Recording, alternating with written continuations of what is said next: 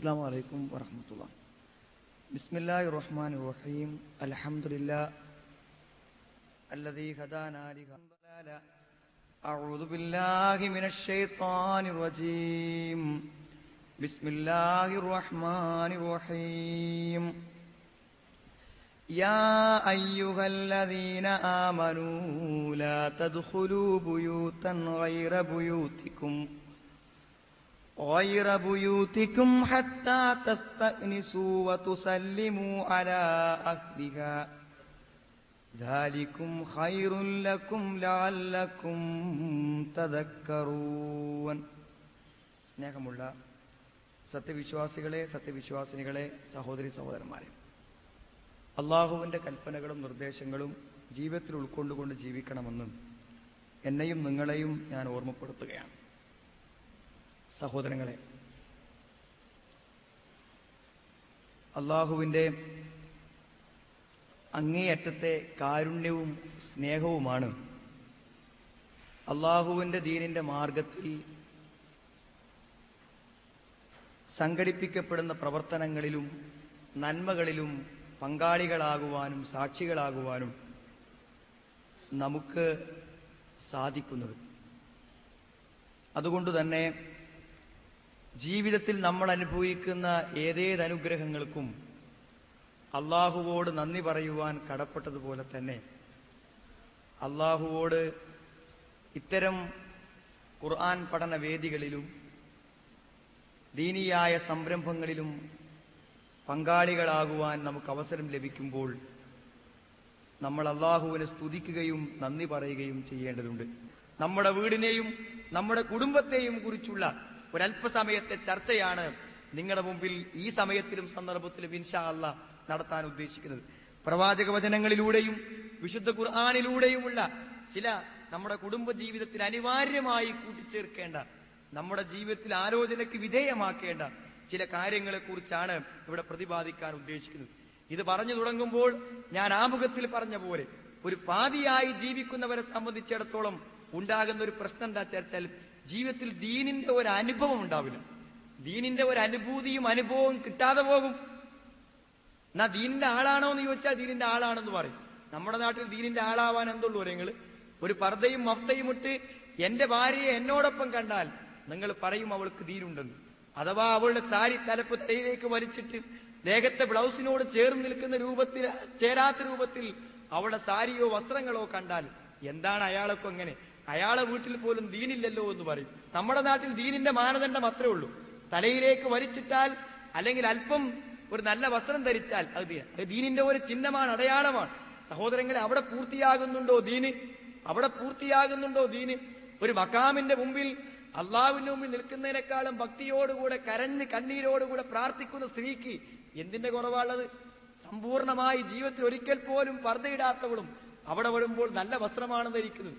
ഒരു വക്ത് പോലും കൃത്യമായി നിസ്കരിക്കാൻ കണിശത കാണിക്കാത്ത എത്ര ആളുകൾ ഈ വസ്ത്രവിധാനങ്ങൾ സൂക്ഷിക്കുന്ന ആളുകളുടെ കൂട്ടത്തിലുണ്ട്. ബിരിയാണിക്ക് മേലെ വസ്ത്രവും അതേപോലെ തന്നെ എല്ലാ ദിവസവും സ്ഥിരമായി ഷെയ്വ് ചെയ്യാത്തൊരവസ്ഥയും ഉണ്ടെങ്കിൽ പോലും ഒരു പുരുഷനെ കുറിച്ച് വേണമെങ്കിൽ ഒരു മുസ്ലിം എന്ന് പൊതുവെ ആളുകൾ ധരിക്കും. ഇത്രേ ആവശ്യമുള്ളൂ. പക്ഷെ ഇതുകൊണ്ട് പൂർത്തിയാവോ? ഇതുകൊണ്ട് സ്വർഗം കിട്ടുമോ? ഇപ്പൊ അടുത്തിവിടെ അങ്ങാടിയിൽ എവിടെയോ ഒരു ഹദീസ് എഴുതി കണ്ടു, മൻ സ്വല്ലാ സ്വലാത്തന വസ്തഖ്ബല ഖിബ്ലതന വഅകല ദബീഹതന.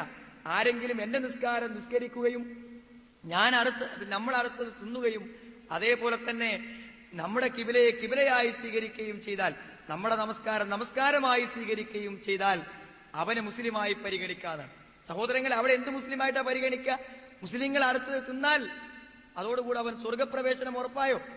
അള്ളാഹുവിന്റെ റസൂൽ നിസ്കരിക്കുന്ന പോലെ നിസ്കരിച്ചാൽ അവന് സ്വർഗം ഉറപ്പായോ? പടിഞ്ഞാറ് തിരിഞ്ഞു നിൽക്കുന്നത് കൊണ്ട് മാത്രം അയാൾക്ക് സ്വർഗം ഉറപ്പായോ?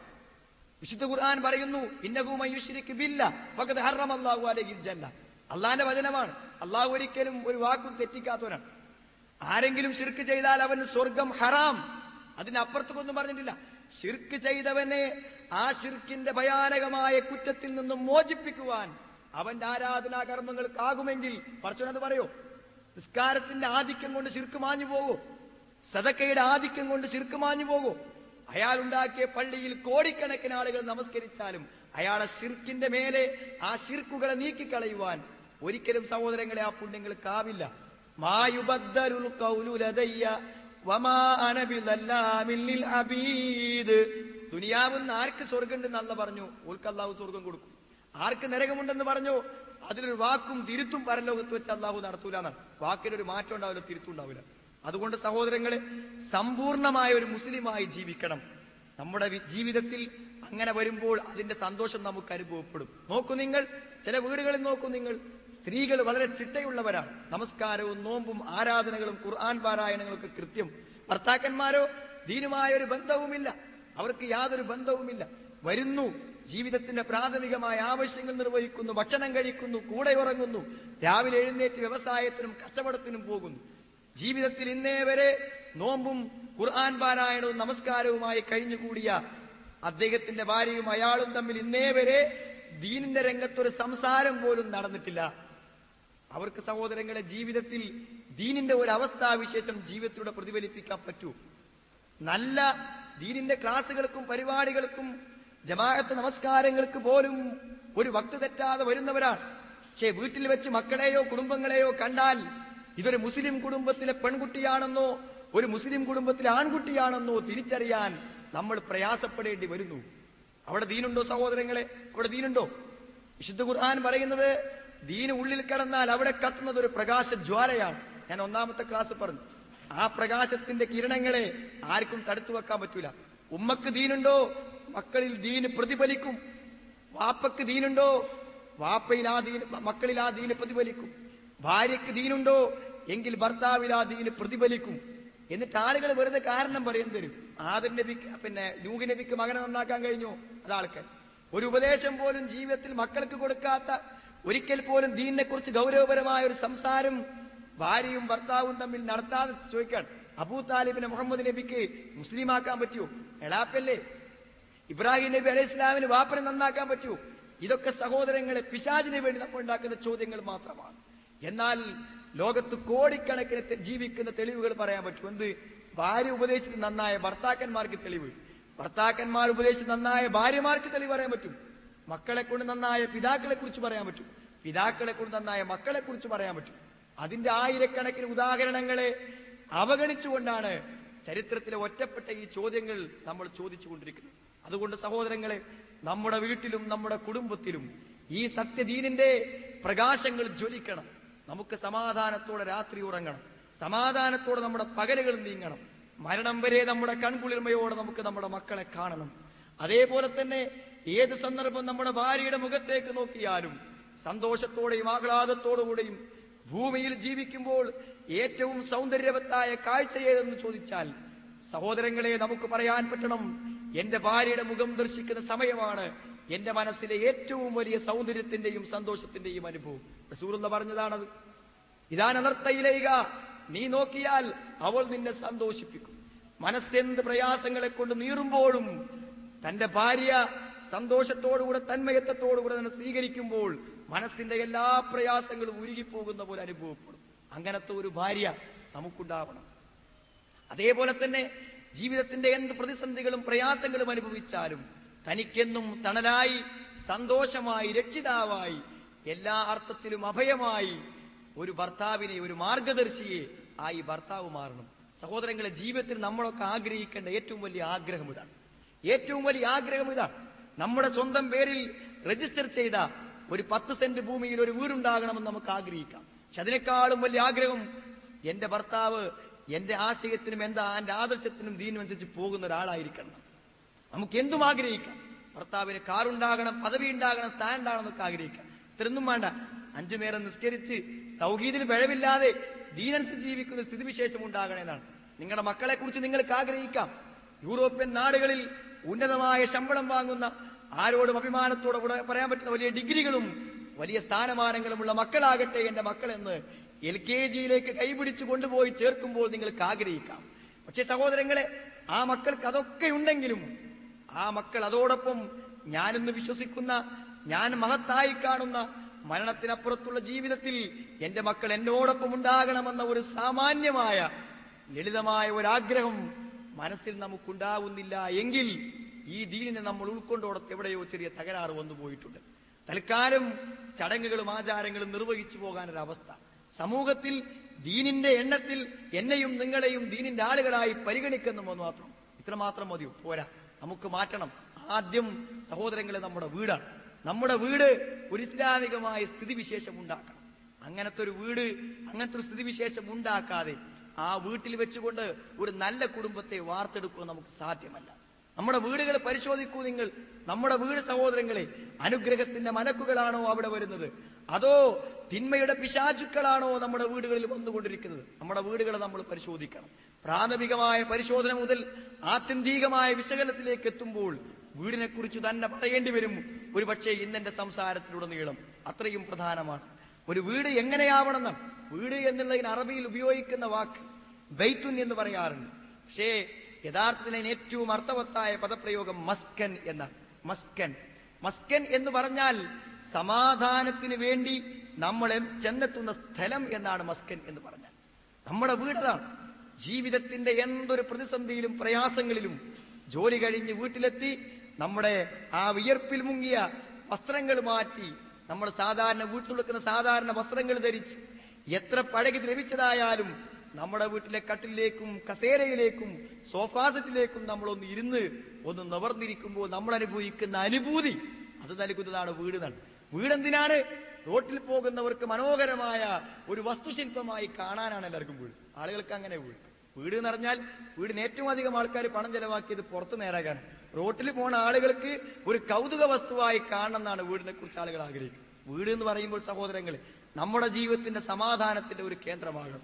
അതാണ് വേണ്ടത്. നോക്കൂ നിങ്ങൾ, വീട്ടിൽ പിശാച് നമ്മുടെ വീട് അറേഞ്ച് ചെയ്യുന്നത് നന്നായി നമ്മളെ സഹായിച്ചിട്ടുണ്ട്. കയറി വരുന്ന സ്ഥലത്ത് തന്നെ ഷോക്കേസാണ്. ഷോക്കേസിൽ എന്താണുള്ളത്?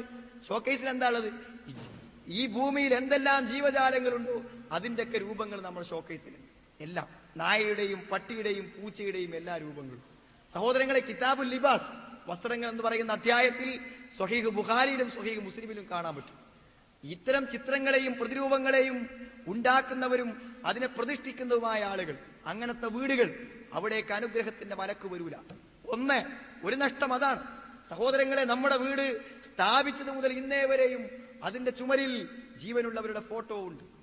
മാത്രവുമല്ല, അതിന്റെ അലമാരകളിൽ പട്ടിയുടെയും നായയുടെയും പൂച്ചയുടെയും ജീവികളുടെയും ഫോട്ടോകളുണ്ട്. ആ ഫോട്ടോ ഉള്ള വീട്ടിലേക്ക് ഒരിക്കലും എന്തിനും മലക്ക് വരൂല. ഇത് പണ്ഡിതന്മാർ ചർച്ച ചെയ്യേണ്ട വിഷയമല്ല, അള്ളാഹുവിന്റെ റസൂൽ നേരിട്ട് പറഞ്ഞ കാര്യമാണ്. ഒരു ശിക്ഷ അതാണ്. അള്ളാഹുവിന്റെ മലക്കുകൾ, അനുഗ്രഹത്തിന്റെ മലക്കുകൾ നമ്മൾ താമസിക്കുന്ന വീട്ടിലേക്ക് അവർ പ്രവേശനത്തിന് പുറത്തു നിൽക്കാൻ. ജിബ്രീൽ അലൈഹിസ്സലാം ഒരിക്കൽ പ്രവാചകൻ നബിയോട് പറഞ്ഞു, ഞാൻ വരുന്നുണ്ട് വീട്ടിക്ക്. സമയം നിശ്ചയിച്ചു. ജിബ്രീലിനെ കാണില്ല. റസൂലുള്ള പരിഭ്രാന്തനായി, എന്തേ ജിബ്രീൽ വരാമെന്ന് പറഞ്ഞിട്ട് വരാത്തത്? അന്വേഷിച്ചു. കുറച്ചു കഴിഞ്ഞപ്പോൾ ജിബ്രീൽ വന്നു. ജിബ്രീൽ പറഞ്ഞ കാരണം, വീട്ടിനുള്ളിൽ ഒരു ചിത്രമുണ്ടായിരുന്നു, ഒരു പ്രതിരൂപമുണ്ടായിരുന്നു. അതെടുത്ത് ഒഴിവാക്കും വരെ ജിബ്രീൽ പ്രവാചകന്റെ വീട്ടിലേക്ക് കടന്നില്ല എങ്കിൽ സഹോദരങ്ങളെ, 3 രൂപത്തിലാണ് പ്രവാചകൻ തിരുമേനി അത്തരം ചിത്രങ്ങൾ വെക്കുന്നവരെ കുറിച്ച് പറഞ്ഞു. നിങ്ങളുടെ ഷോക്കേസിൽ നിൽക്കുന്ന മുഴുവൻ പ്രതിരൂപങ്ങൾക്കും അഹ്യൂമാ ഖലഖ്തും, ജീവൻ നൽകൂ എന്ന് നാളെ പരലോകത്ത് വെച്ച് പറയും. അത്രേ അഹ്യൂമാ ഖലഖ്തും. എന്താണ് ഇത്ര വലിയ തെറ്റ് സഹോദരങ്ങളെ? അതും ഹദീസിൽ പറഞ്ഞു, യുലാഹൂന ബിഖൽഖില്ലാഹ്, അള്ളാഹുവിന്റെ സൃഷ്ടിപ്പിന് അവർ സാദൃശ്യമുണ്ടാക്കുന്നു. പ്രകൃതിയിൽ അള്ളാഹു സൃഷ്ടിച്ച പ്രതിരൂപങ്ങൾക്ക് നമ്മൾ സാദൃശ്യമുണ്ടാക്കുന്നു. അത്തരം രൂപങ്ങൾ നമ്മളും ഉണ്ടാക്കുന്നു. അത് അള്ളാഹുവിനെതിരെയുള്ള ഒരു കയ്യേറ്റമായിട്ടാണ് അള്ളാഹു നമ്മളോട് പറയുന്നത്. യുലാഹൂന ബിഖൽഖില്ല. പിന്നെ മലക്കുകളുടെ പ്രവേശനം നിഷേധിക്കപ്പെടും.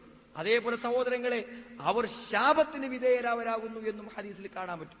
ഇത്രയും കുറ്റകരമായ ഒരു പ്രവണത എന്തിന്? ഞാൻ ചോദിക്കട്ടെ, ഇത് പറയുമ്പോൾ ഇന്ന് തിരിച്ചു ചെന്ന് നമ്മുടെ വീടുകളെ, പിശാചിന്റെ കേന്ദ്രമാകുന്ന വീടുകളെ ശുദ്ധീകരിക്കാൻ അനുഗ്രഹത്തിന്റെ മാലാഖമാർ ഇന്ന് വൈകുന്നേരം ഇത് നമ്മുടെ വീട്ടിലേക്ക് വരുന്ന രൂപത്തിൽ ഒരു ശുദ്ധീകരണത്തിന് എന്താ തടസ്സം? ഇതുകൊണ്ട് എന്താ കാര്യം? ഏത് 20,000 രൂപ ചെലവാക്കി ഉണ്ടാക്കിയ ഷോക്കേസിൽ 50,000 രൂപ വില വരുന്ന ഈ വസ്തുക്കളെ കൊണ്ട് എന്താ കാര്യം? എന്താ സഹോദരങ്ങളെ കാര്യം? ഏറി വന്നാൽ വരുന്നവൻ നിങ്ങളെ കുറിച്ച് എന്ത് വിചാരിക്കും, നമ്മളെ കുറിച്ച് എന്ത് വിചാരിക്കും? വെറുതെ പണം ചെലവാക്കുന്ന, ധനം വാരി വിതറുന്ന ഒരാളാണെന്നേ പറയാൻ പറ്റുള്ളൂ. അവരാവശ്യവുമില്ലാത്ത വസ്തുക്കൾ വാങ്ങി പണം ചെലവാക്കുന്ന ആളുകളെ പിശാചിന്റെ കൂട്ടുകാരെന്നാണ് ഖുർആൻ പറഞ്ഞത്. ഇന്നൽ മുബദ്ദിരീന കാനൂ ഇഖ്വാന ശയാത്തീൻ. പിശാചിന്റെ കൂട്ടുകാരാകുന്നു ആര്? പണം വെറുതെ വാരി വിതര. 1000, 10,000, 500 ഒന്നും എടുത്തു കൊടുക്കുമ്പോൾ എന്തിനാന്ന് ആലോചിക്കാത്ത ആൾക്കാരെ കുറിച്ച് അവർ പിശാചിന്റെ കൂട്ടുകാരാണെന്ന്. ആ പിശാചിന്റെ കൂട്ടുകാരനാവാൻ മാത്രമേ ഇതുകൊണ്ടൊക്കെ ഉപകാരപ്പെടുള്ളൂ സഹോദരങ്ങള്. ഇതേപോലെ തന്നെ നമ്മളെ വീട് സംഗീതം കൊണ്ട് നിറഞ്ഞു നിൽക്കാൻ. ചെറിയ നമ്മള് ഈ പാവപ്പെട്ട ആളുകളൊക്കെ താമസിക്കുന്ന കോളനികളിലൂടെയും ലക്ഷം വീട് കോളനിലൂടെയൊക്കെ പോയാൽ നമുക്ക് കാണാൻ പറ്റും. ടൈപ്പ് റിക്കാർഡൊക്കെ തുറന്നു വെച്ച് അല്ലെങ്കിൽ TV ഒക്കെ തുറന്നു വെച്ച് ഭയങ്കര ശബ്ദത്തിൽ പാട്ട് കേൾക്കും. എന്താ പാട്ടിന്റെ പൊരുൾ? എന്താണ് അതിന്റെ മനഃശാസ്ത്രം? സഹോദരങ്ങളെ, മനസ്സിനെ മരിപ്പിച്ച് കിടത്തുക. കാരണം ഈ പാട്ടും സംഗീതങ്ങളും അലച്ച് മനുഷ്യന്റെ മനസ്സിലുള്ള എല്ലാ ചിന്തകളെയും ഒരു ലഹരിക്കടിമപ്പെട്ടതുപോലെ മരിപ്പിച്ച് കിടത്താം. നോക്കൂ നിങ്ങൾ, നമ്മുടെ ചെറുപ്പക്കാരുടെയൊക്കെ എത്രയെന്ന് വെച്ചാൽ കേട്ടു നിൽക്കാൻ പറ്റാത്ത അത്രയും ശക്തമായ സംഗീതങ്ങളാണ് ചെവിന്റെ ഉള്ളിലേക്ക് ഫോൺ വെച്ചിട്ട് നേരെ കൊടുക്കുന്നത്. എന്ന് പറഞ്ഞാൽ ഇതിലാണ് ജീവിക്കുന്നത്. ഒരു അള്ളാഹിനെ കുറിച്ച് ഒരു ദിക്റുമില്ലാത്ത സംഗീതങ്ങൾ നിറഞ്ഞു നിൽക്കുന്ന വീടുകൾ സഹോദരങ്ങളെ പിശാചിന്റെ കേന്ദ്രങ്ങളാണ്.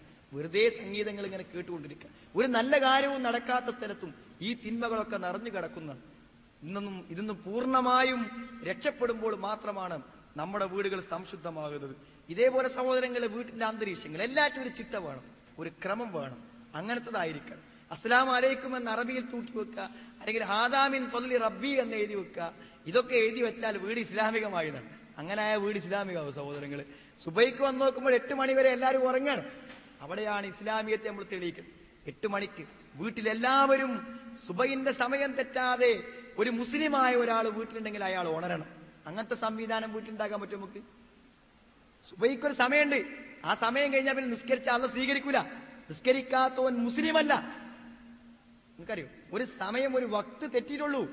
അസ്ർ നമസ്കാരത്തിന്റെ സമയം അസ്തമയത്തിന്റെ സമയമായപ്പോൾ ശത്രുക്കൾക്കെതിരെ വളരെ അപൂർവമായി മാത്രം പ്രാർത്ഥിക്കുന്ന പ്രവാചകൻ അസറിന്റെ സമയം അസ്തമയത്തോടടുക്കുന്ന ഒരവസ്ഥ വന്നപ്പോൾ നബി കരീം സ്വല്ലല്ലാഹു അലൈഹി വസല്ലം പ്രാർത്ഥിക്കുകയാണ്, സഹോദരങ്ങളെ, മല അല്ലാഹു ഖുബൂറഹും നാറാ, അല്ലാഹു അവരുടെ ഖബറുകളെ തീയിനാൽ നിറക്കട്ടെ.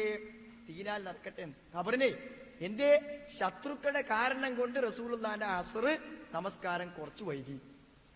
ഒരു വക്ത് നമസ്കാരം തെറ്റുമ്പോഴേക്ക് റസൂലുള്ളാഹി സ്വല്ലല്ലാഹു അലൈഹി വസല്ലം ഇത്രമാത്രം ഗൗരവം കാണിച്ചുവെങ്കിൽ നമ്മുടെ വീട്ടിലുള്ളവർക്കൊക്കെ എത്ര സമയം തെറ്റുന്നു സഹോദരങ്ങളെ.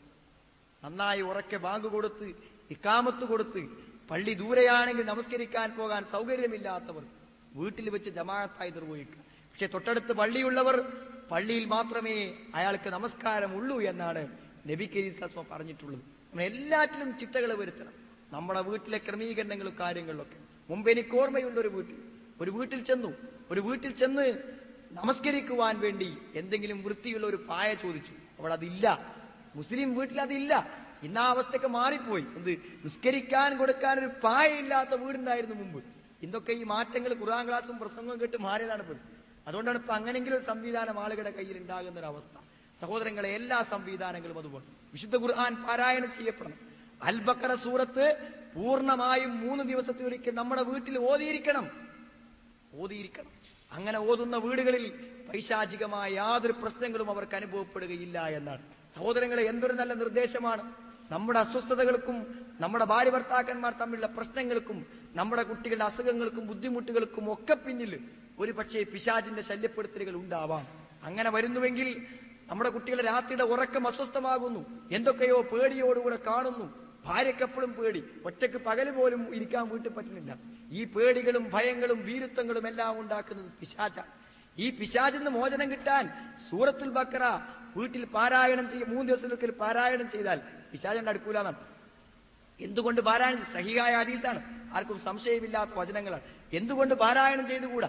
നമ്മുടെ വീട് ഉണ്ടാക്കിയിട്ട് ഇതുവരെ അവിടെ സൂറത്തുൽ ബഖറ ഒരു പ്രാവശ്യം ഓതിയിട്ടുണ്ടാവില്ല. വീടുണ്ടാക്കിയിട്ട് വീട്ടിലേക്ക് കയറി ചെല്ലുമ്പോൾ പറയാൻ പറഞ്ഞു, അല്ലാഹുമ്മ ഇന്നി അഊദു ബികലിമാത്തില്ലാഹി തമ്മാത്തി മിൻ ശർരി മാ ഖലഖ്. അല്ലാഹുവേ, നീ സൃഷ്ടിച്ചതിന്റെ എല്ലാ കെടുതികളിൽ നിന്നും സമ്പൂർണമായ വചനങ്ങളാൽ ഞാൻ അതിനോട് രക്ഷ തേടുന്നു. അങ്ങനെ ചോദിച്ചിട്ട് ഏത് സ്ഥലത്ത് ചെല്ലുകയാണെങ്കിലും അവിടെ കയറാം. അങ്ങനെ വീട്ടിലേക്ക് കയറി ചെന്നാലും ഈ ഉപദ്രവങ്ങളിൽ നിന്ന് രക്ഷപ്പെടാൻ പറ്റുമെന്നാണ്. സഹോദരങ്ങളെ, കണിശമായ നിർദ്ദേശങ്ങളുണ്ട്. പിശാച് താമസിക്കരുത്. വിശാലമായ വീട്. ഏത് വിശാലമായ വീട്? എത്ര റൂമുകൾ ഉണ്ടെന്ന് അവർക്ക് തന്നെ അറിയില്ല. ഏതൊക്കെ റൂമിൽ എന്തൊക്കെ ഉണ്ടെന്ന് അറിയില്ല. ഏതൊക്കെ റൂമിന്റെ വാതിലുകൾ അടച്ചില്ലാന്നറിയില്ല. രാത്രി പോയി കിടന്നാൽ എന്താണ്, തെക്കേപ്പുറത്തെ റൂമിന്റെ വാതിൽ അടച്ചോ? അടച്ചിട്ടില്ലേ? സംശയം, ഉറക്കം വരുന്നില്ല. സഹോദരങ്ങളെ, എന്തിനിത്?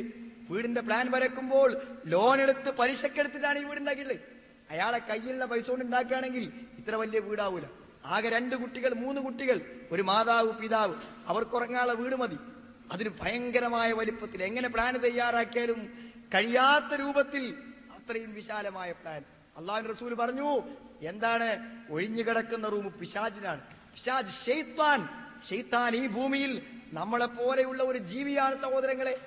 പിശാച് ഇവിടെ ജീവിക്കുന്നു, നമ്മുടെ ഉപദേശങ്ങളും പ്രസംഗങ്ങളും കേട്ടുകൊണ്ടിരിക്കുന്നു. അള്ളാഹു സൃഷ്ടിച്ചിട്ടുള്ള തീ കൊണ്ട് സൃഷ്ടിച്ചിട്ടുള്ള ഒന്നാണ് ഷെയ്ത്താൻ എന്ന് പറഞ്ഞാൽ. ആ ഷെയ്ത്താന്റെ ശല്യങ്ങളും ബുദ്ധിമുട്ടുകളും നമ്മളിലേക്ക് വരാൻ ഇതൊക്കെ കാരണം. ആ പിശാചിന് താമസിപ്പിക്കണോ? നമ്മളെ ഉപദ്രവിക്കുന്ന ആക്ക് നമ്മുടെ വീട്ടിലൊരു റൂം കൊടുക്കണോ? സഹോദരങ്ങളെ, വീടുകളെ ശുദ്ധീകരിക്കുക. അനുഗ്രഹത്തിന്റെ മലക്കുകൾക്ക് പ്രവേശനം തടഞ്ഞ് പിശാചിന് വരാനും പിശാചിന് അന്തി ഉറങ്ങാനും വീട്ടിൽ സ്ഥലം കൊടുക്കുന്നവർ ഏത് സമയത്തും അസമാധാനത്തിലും ഭയത്തിലും വീരത്വത്തിലും ജീവിക്കേണ്ടി വരും. ഒരു നല്ല വീട്, സംഗീതങ്ങളെ കൊണ്ട് പിശാചിന്റെ നൃത്തം ചെയ്യാത്ത, സംഗീതങ്ങളെ കൊണ്ട് പിശാച് നൃത്തം ചെയ്യുന്ന ഭവനങ്ങൾ, അതേപോലെ തന്നെ പ്രതിരൂപങ്ങളും ചിത്രങ്ങളും വെച്ച് അനുഗ്രഹത്തിന്റെ മാലാഖമാർ വാതിൽ വരെ വന്ന് തിരിച്ചു പോകുന്ന അനുഗ്രഹം നിഷേധിക്കപ്പെട്ട ഭവനങ്ങൾ. അത് നോക്കൂ നിങ്ങൾ, ഒരു വീട്ടിൽ ചെന്നൊരിക്കൽ അന്തി ഉറങ്ങുമ്പോൾ തൊട്ടുമുകളിലെ റൂം നമുക്ക് ഉറങ്ങാൻ വേണ്ടി കാണിച്ചു. ചെന്ന് നോക്കുമ്പോൾ ഒരു നഗ്നയായ പെൺകുട്ടിയുടെ സമ്പൂർണമായ ഒരു ചിത്രമാണ്, പൂർണ്ണം, പാദം തൊട്ട് തലവരെ അതിലുണ്ട്. ആ ഫോട്ടോ അത് നമ്മളുമായി ബന്ധപ്പെട്ട നല്ലൊരു സുഹൃത്തിന്റെ വീടാണ്. അപ്പോ മനസ്സിലിങ്ങനെ വിചാരിച്ചു, ഇതെന്താണ്? നേരം വെളുക്കോളം ആ റൂമിൽ നമ്മൾ ഉറങ്ങണം, നമുക്ക് എടുത്തിടാൻ പറ്റുമോ അയാളെ വീട്ടിൽ നിന്ന്? ഇത്ര സ്വാഭാവികം, അത് കണ്ട് രാവിലെ വരെ അവിടെ ഉറങ്ങണം. അത് ചോദിച്ചാൽ കുട്ടികളുടെ താല്പര്യമില്ലെന്നാണ്. കുട്ടികൾക്ക് എന്തുമാകാം നമ്മുടെ വീട്ടിൽ കുട്ടികൾക്ക് എന്തുമാകാം. എവിടെയും എന്തും ഒട്ടിക്കാം, എന്തും പതിക്കാം, എന്തും എഴുതി വെക്കാം, എന്തും വായിക്കാം, എന്തും കേൾക്കാം, എന്തും കാണാം. അവിടെ സ്വാതന്ത്ര്യം. ടിവിയുടെ ചാനലിലൂടെ എന്ത് വന്നാലും നമ്മുടെ കുട്ടികൾക്ക് കാണാം. കുട്ടികളെന്ന അനുവാദം. സഹോദരങ്ങളെ, ഈ വീട്ടിൽ പൈശാചികമായ പ്രവർത്തനങ്ങൾക്ക് അനുവാദം കൊടുക്കുന്നവർ, അതിന്റെ ദുരന്തം ഇഹലോകത്തും പരലോകത്തും വേണ്ടി വരും. ഞാൻ നിങ്ങളോട് ഉറപ്പ് പറയുന്നു, ഇത് അള്ളാഹുവിന്റെയും റസൂലിന്റെയും വചനങ്ങളുടെ അടിസ്ഥാനത്തിൽ. സഹോദരങ്ങളെ, ഇത്തരം തെറ്റായ കാര്യങ്ങളിൽ നിന്നും നിങ്ങളുടെ വീടുകളെ നിങ്ങൾ സംശുദ്ധമാക്കൂ. നമ്മുടെ വീട്ടിൽ സന്തോഷമുണ്ടാകും. നിങ്ങളുടെ ദാമ്പത്യത്തിൽ പരസ്പര പൊരുത്തങ്ങൾ ഉണ്ടാകും. നിങ്ങളുടെ കുട്ടികൾ നിങ്ങളോട് സ്നേഹത്തിൽ വർത്തിക്കും. പിശാച് പുറത്തു പോകുന്നതാണ്. ആ പിശാചിനെ പുറത്തുപോയി അനുഗ്രഹത്തിന്റെ മലക്കുകൾ വരട്ടെ. ആ അനുഗ്രഹത്തിന്റെ മലക്കുകൾ നമ്മൾ ഖുർആൻ ഓതുമ്പോൾ നമ്മുടെ ചുറ്റും വന്നിരിക്കും. നമുക്ക് വേണ്ടി, അനുഗ്രഹത്തിന് വേണ്ടി പ്രാർത്ഥിക്കും. അത്തരമുള്ളൊരു ഗൃഹാന്തരീക്ഷം നമ്മൾ ഉണ്ടാക്കണം. നമ്മുടെ വീടുകൾ എങ്ങനെയാണെന്ന് വീടുണ്ടാക്കാത്തവരോട് എനിക്ക് പറയാനുള്ളത്, നിങ്ങളുടെ വീടിന്റെ തറയിലോ നിങ്ങളുടെ വീടിന്റെ ഇഷ്ടികയിലോ മൺതരികളിലോ പലിശയുടെ ഒരു ചെറിയ തരിമ്പ് പോലും ഇല്ലെന്ന് ഉറപ്പുവരുത്താൻ ശ്രമിക്കുക സഹോദരൻ. അങ്ങനത്തെ വീട് മതി. ചിലപ്പോ നാട്ടുകാർ പറയും, എങ്ങനെ ജീവിച്ചിരുന്ന കുട്ടിയാണത്, ഇപ്പൊ കണ്ടോ അങ്ങനത്തെ ഒരു പെരയിലാണ് പാർക്കുന്നത് നേറി വന്ന നാട്ടുകാർ പറയും. ഒന്നും സംഭവിക്കില്ല സഹോദരൻ, അങ്ങനല്ലേ? എന്തൊരു നല്ല വാപ്പിയും എന്തൊരു നല്ല തറവാട്ടുകാരായിരുന്നു, ഇപ്പതാ തേച്ചിട്ടും കൂടി ഇല്ല പെര എന്നൊരാൾ പറഞ്ഞാൽ നമുക്ക് ഒന്നും സംഭവിക്കില്ല സഹോദരങ്ങൾ. നമുക്ക് അടച്ചോർപ്പോട് കൂടെ വാതിൽ സാക്ഷിയിട്ട് ആയത്തുൽ കുർസിയും മോദി ഉറങ്ങാൻ പറ്റുമെങ്കിൽ അത് മതി എന്ന് ചിന്തിക്കാൻ നമ്മുടെ മനസ്സ് പാകപ്പെട്ടാൽ, ഒരു ചെറിയ മൺതരിയിലോ ഒരു ഇഷ്ടികയിലോ ഒരിക്കൽ പോലും ഹറാമ് കലരാത്ത അള്ളാഹുവിന് തൃപ്തിയുള്ള ഒരു ഭവനത്തിൽ നമുക്ക് അന്തി ഉറങ്ങാൻ പറ്റും. അല്ല, നമ്മുടെ മനസ്സിന്റെ പൊങ്ങച്ചങ്ങളും താല്പര്യങ്ങളും ഒക്കെ അവസാനം എവിടേക്ക് എത്തിച്ചുവരെങ്കിൽ ഹറാമുകൾ മാത്രം. എല്ലാത്തിലും ഹറാം. വീട്ടിൽ വാങ്ങിവെച്ച പാകം ചെയ്യുന്ന ആ സ്റ്റൗ ഹറാമിലാണ് വാങ്ങിയിട്ട്, പലിശയാണ് അതിന്റെ പിന്നിലുള്ളത്. എല്ലാത്തിലും പലിശ. ഇഷ്ടികകൾ മുഴുവൻ പലിശ. സമ്പന്നർ, വലിയ വലിയ വരുമാനമുള്ളവർ പോലും പലിശക്കാണ് സഹോദരങ്ങളെ എല്ലാം വാങ്ങുന്നത്. എന്റെ സഹോദരിമാരോട് ഞാൻ പറയട്ടെ, സഹോദരിമാരെ, എന്താണോ കയ്യിലുള്ളത് അതുകൊണ്ട് ജീവിക്കാൻ പഠിക്കൂ. ഭക്ഷണമായ എന്താണ്, ലളിതമായ ഭക്ഷണം നമ്മുടെ കുട്ടികളെ ശീലിപ്പിക്കുക. വെറുതെ കളയരുത്.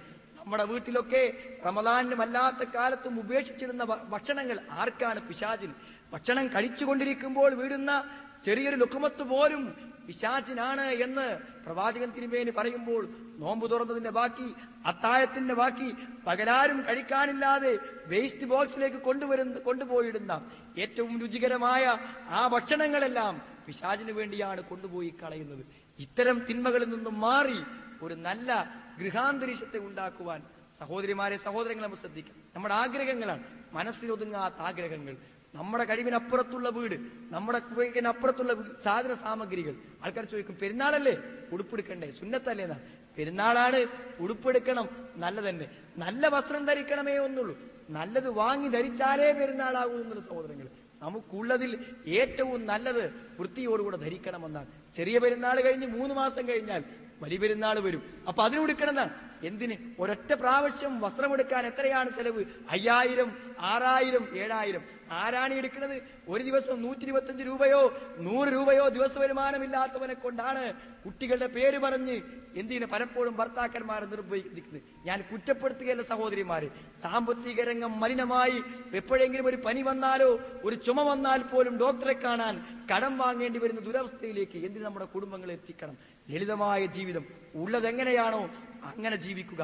അങ്ങനെ ലളിതമായ ഒരു ജീവിതവും അള്ളാഹുവിന്റെ തൃപ്തി അനുസരിച്ചൊരു വീടുമാണോ നമ്മുടെ ഗൃഹാന്തരീക്ഷത്തിൽ സന്തോഷം പുലരും.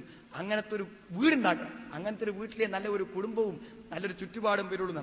അപ്പോൾ വീടിനെ കുറിച്ച് പറയുമ്പോൾ ഞാൻ ഈ വിശദീകരണത്തിൽ ഒതുക്കുകയാണ് സഹോദരങ്ങളും. ഇത് നമ്മുടെ കുടുംബജീവിതമാണ്. കുടുംബജീവിതം നന്നായി മുന്നോട്ട് പോകണമെന്നുണ്ടെങ്കിൽ എല്ലാവരും സഹകരിക്കണം.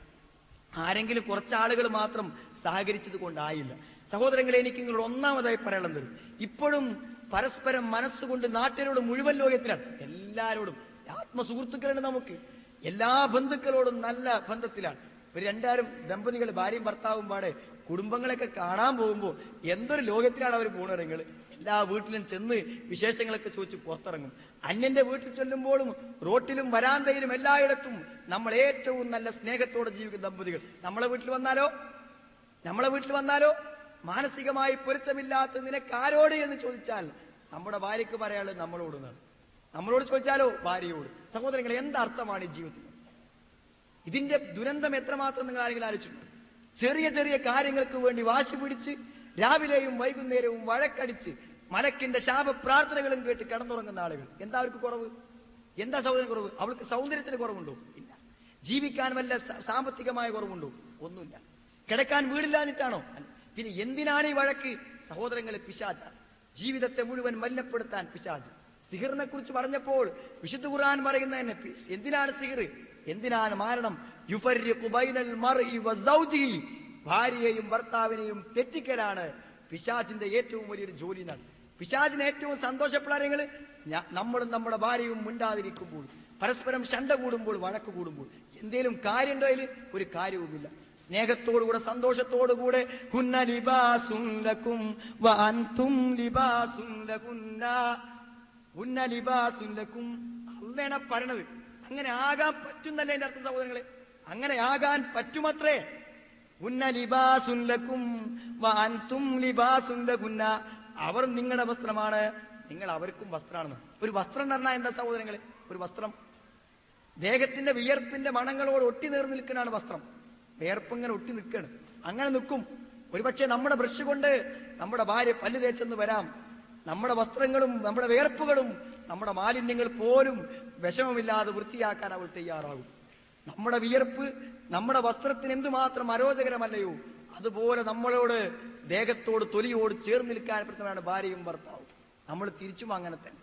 ഹുന്ന ലിബാസുൻ ലക്കും വഅൻതും ലിബാസുൻ ലകുന്ന, നിങ്ങൾ അത്രയും അടുത്ത്. എപ്പോഴാ അത് ഖുർആൻ പറയുന്നത്? നിങ്ങൾ പകല് സമയത്ത് നിങ്ങൾ പരസ്പരം വൈകാരികമായ ബന്ധങ്ങളൊന്നും പാടില്ല എന്ന് പറഞ്ഞപ്പോഴുള്ള അള്ളാന്റെ വിഷമാണ് അള്ളാഹ് പ്രകടിപ്പിക്കുന്നത്. ഇത്രയും നന്നായി ജീവിക്കുന്ന നിങ്ങൾ പകൽ സമയത്ത് അല്പം അകലം പാലിക്കണം എന്ന് പറയുമ്പോൾ തന്നെ അള്ളാഹു പറയാണ് കുറച്ച് ബുദ്ധിമുട്ടുള്ള കാര്യമാണ്. അത്രയും വലിയ സ്നേഹത്തിലാണ് അവർ കഴിയുന്നത്.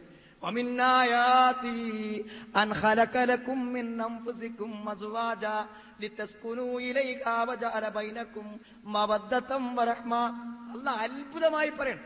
അതായത് ഇന്നിപ്പോ ജീവിക്കുന്ന ഒരു ഭാര്യയും ഭർത്താവും തമ്മിലുണ്ടാകുന്ന സ്നേഹത്തിന്റെ ആ മഹത്വവും ആഴവും നമ്മൾ അറിഞ്ഞാൽ ആകാശത്ത് സൂര്യനെ കണ്ടാൽ നമുക്ക് അത്ര അത്ഭുതം ഉണ്ടാവില്ല. ഈ ഭൂമിയുടെ സൃഷ്ടിപ്പിനെ കുറിച്ച് ആലോചിക്കുമ്പോൾ അത്ര അത്ഭുതം ഉണ്ടാവില്ല. അതിലേറെ വലിയ വിസ്മയമാണത്രേ മനസ്സറിഞ്ഞ് സ്നേഹിക്കുന്ന അങ്ങേയറ്റം കാരുണ്യത്തോടെ ജീവിക്കുന്ന രണ്ട് ദമ്പതികൾ അനുഭവിക്കുന്നതിനാണ് അള്ളാഹ് പറയുന്നത്. അവന്റെ ദൃഷ്ടാന്തങ്ങളിൽപ്പെട്ടതാണ് നിങ്ങൾക്ക് അവൻ ഇണകളെ ഏർപ്പെടുത്തുന്നു. നിങ്ങളും ഇണകളെ ഏർപ്പെടുത്തുന്നു. നിങ്ങളുടെ മനസ്സും നിങ്ങളുടെ ഹൃദയവും മനസ്സിലാക്കാൻ പറ്റുന്ന ആളുകൾ. അവൻ കാരുണ്യത്തെയും സ്നേഹത്തെയും നിങ്ങൾക്കിടയിൽ അവൻ ഉണ്ടാക്കി തരികയും ചെയ്തു എന്നാണ്. സഹോദരങ്ങൾ, ഈ ബന്ധം എന്തുകൊണ്ട് തകരാറാകുന്നു, എങ്ങനെ നന്നായി കൊണ്ടുപോകാൻ പറ്റും എന്നതിനെ കുറിച്ചൊരു ആലോചന ഏറ്റവും പ്രധാനപ്പെട്ട ഒന്നാണ്. ഞാൻ പറഞ്ഞത് കുറച്ചൊക്കെ എന്താ നമ്മൾ കുറച്ചൊരു ബുദ്ധിയും യുക്തിയും ഒക്കെ ഉപയോഗിച്ചുകൊണ്ട് കൈകാര്യം ചെയ്യുന്നുണ്ട്. നമ്മളിങ്ങനെ വെറും നിയമവും കാര്യങ്ങളും നോക്കിയാൽ മാത്രം നടക്കുന്ന കാര്യം. കുറച്ചൊക്കെ ഒരു ബുദ്ധിയും യുക്തിയൊക്കെ ദാമ്പത്യത്തിൽ നമ്മൾ ഉപയോഗിക്കണം.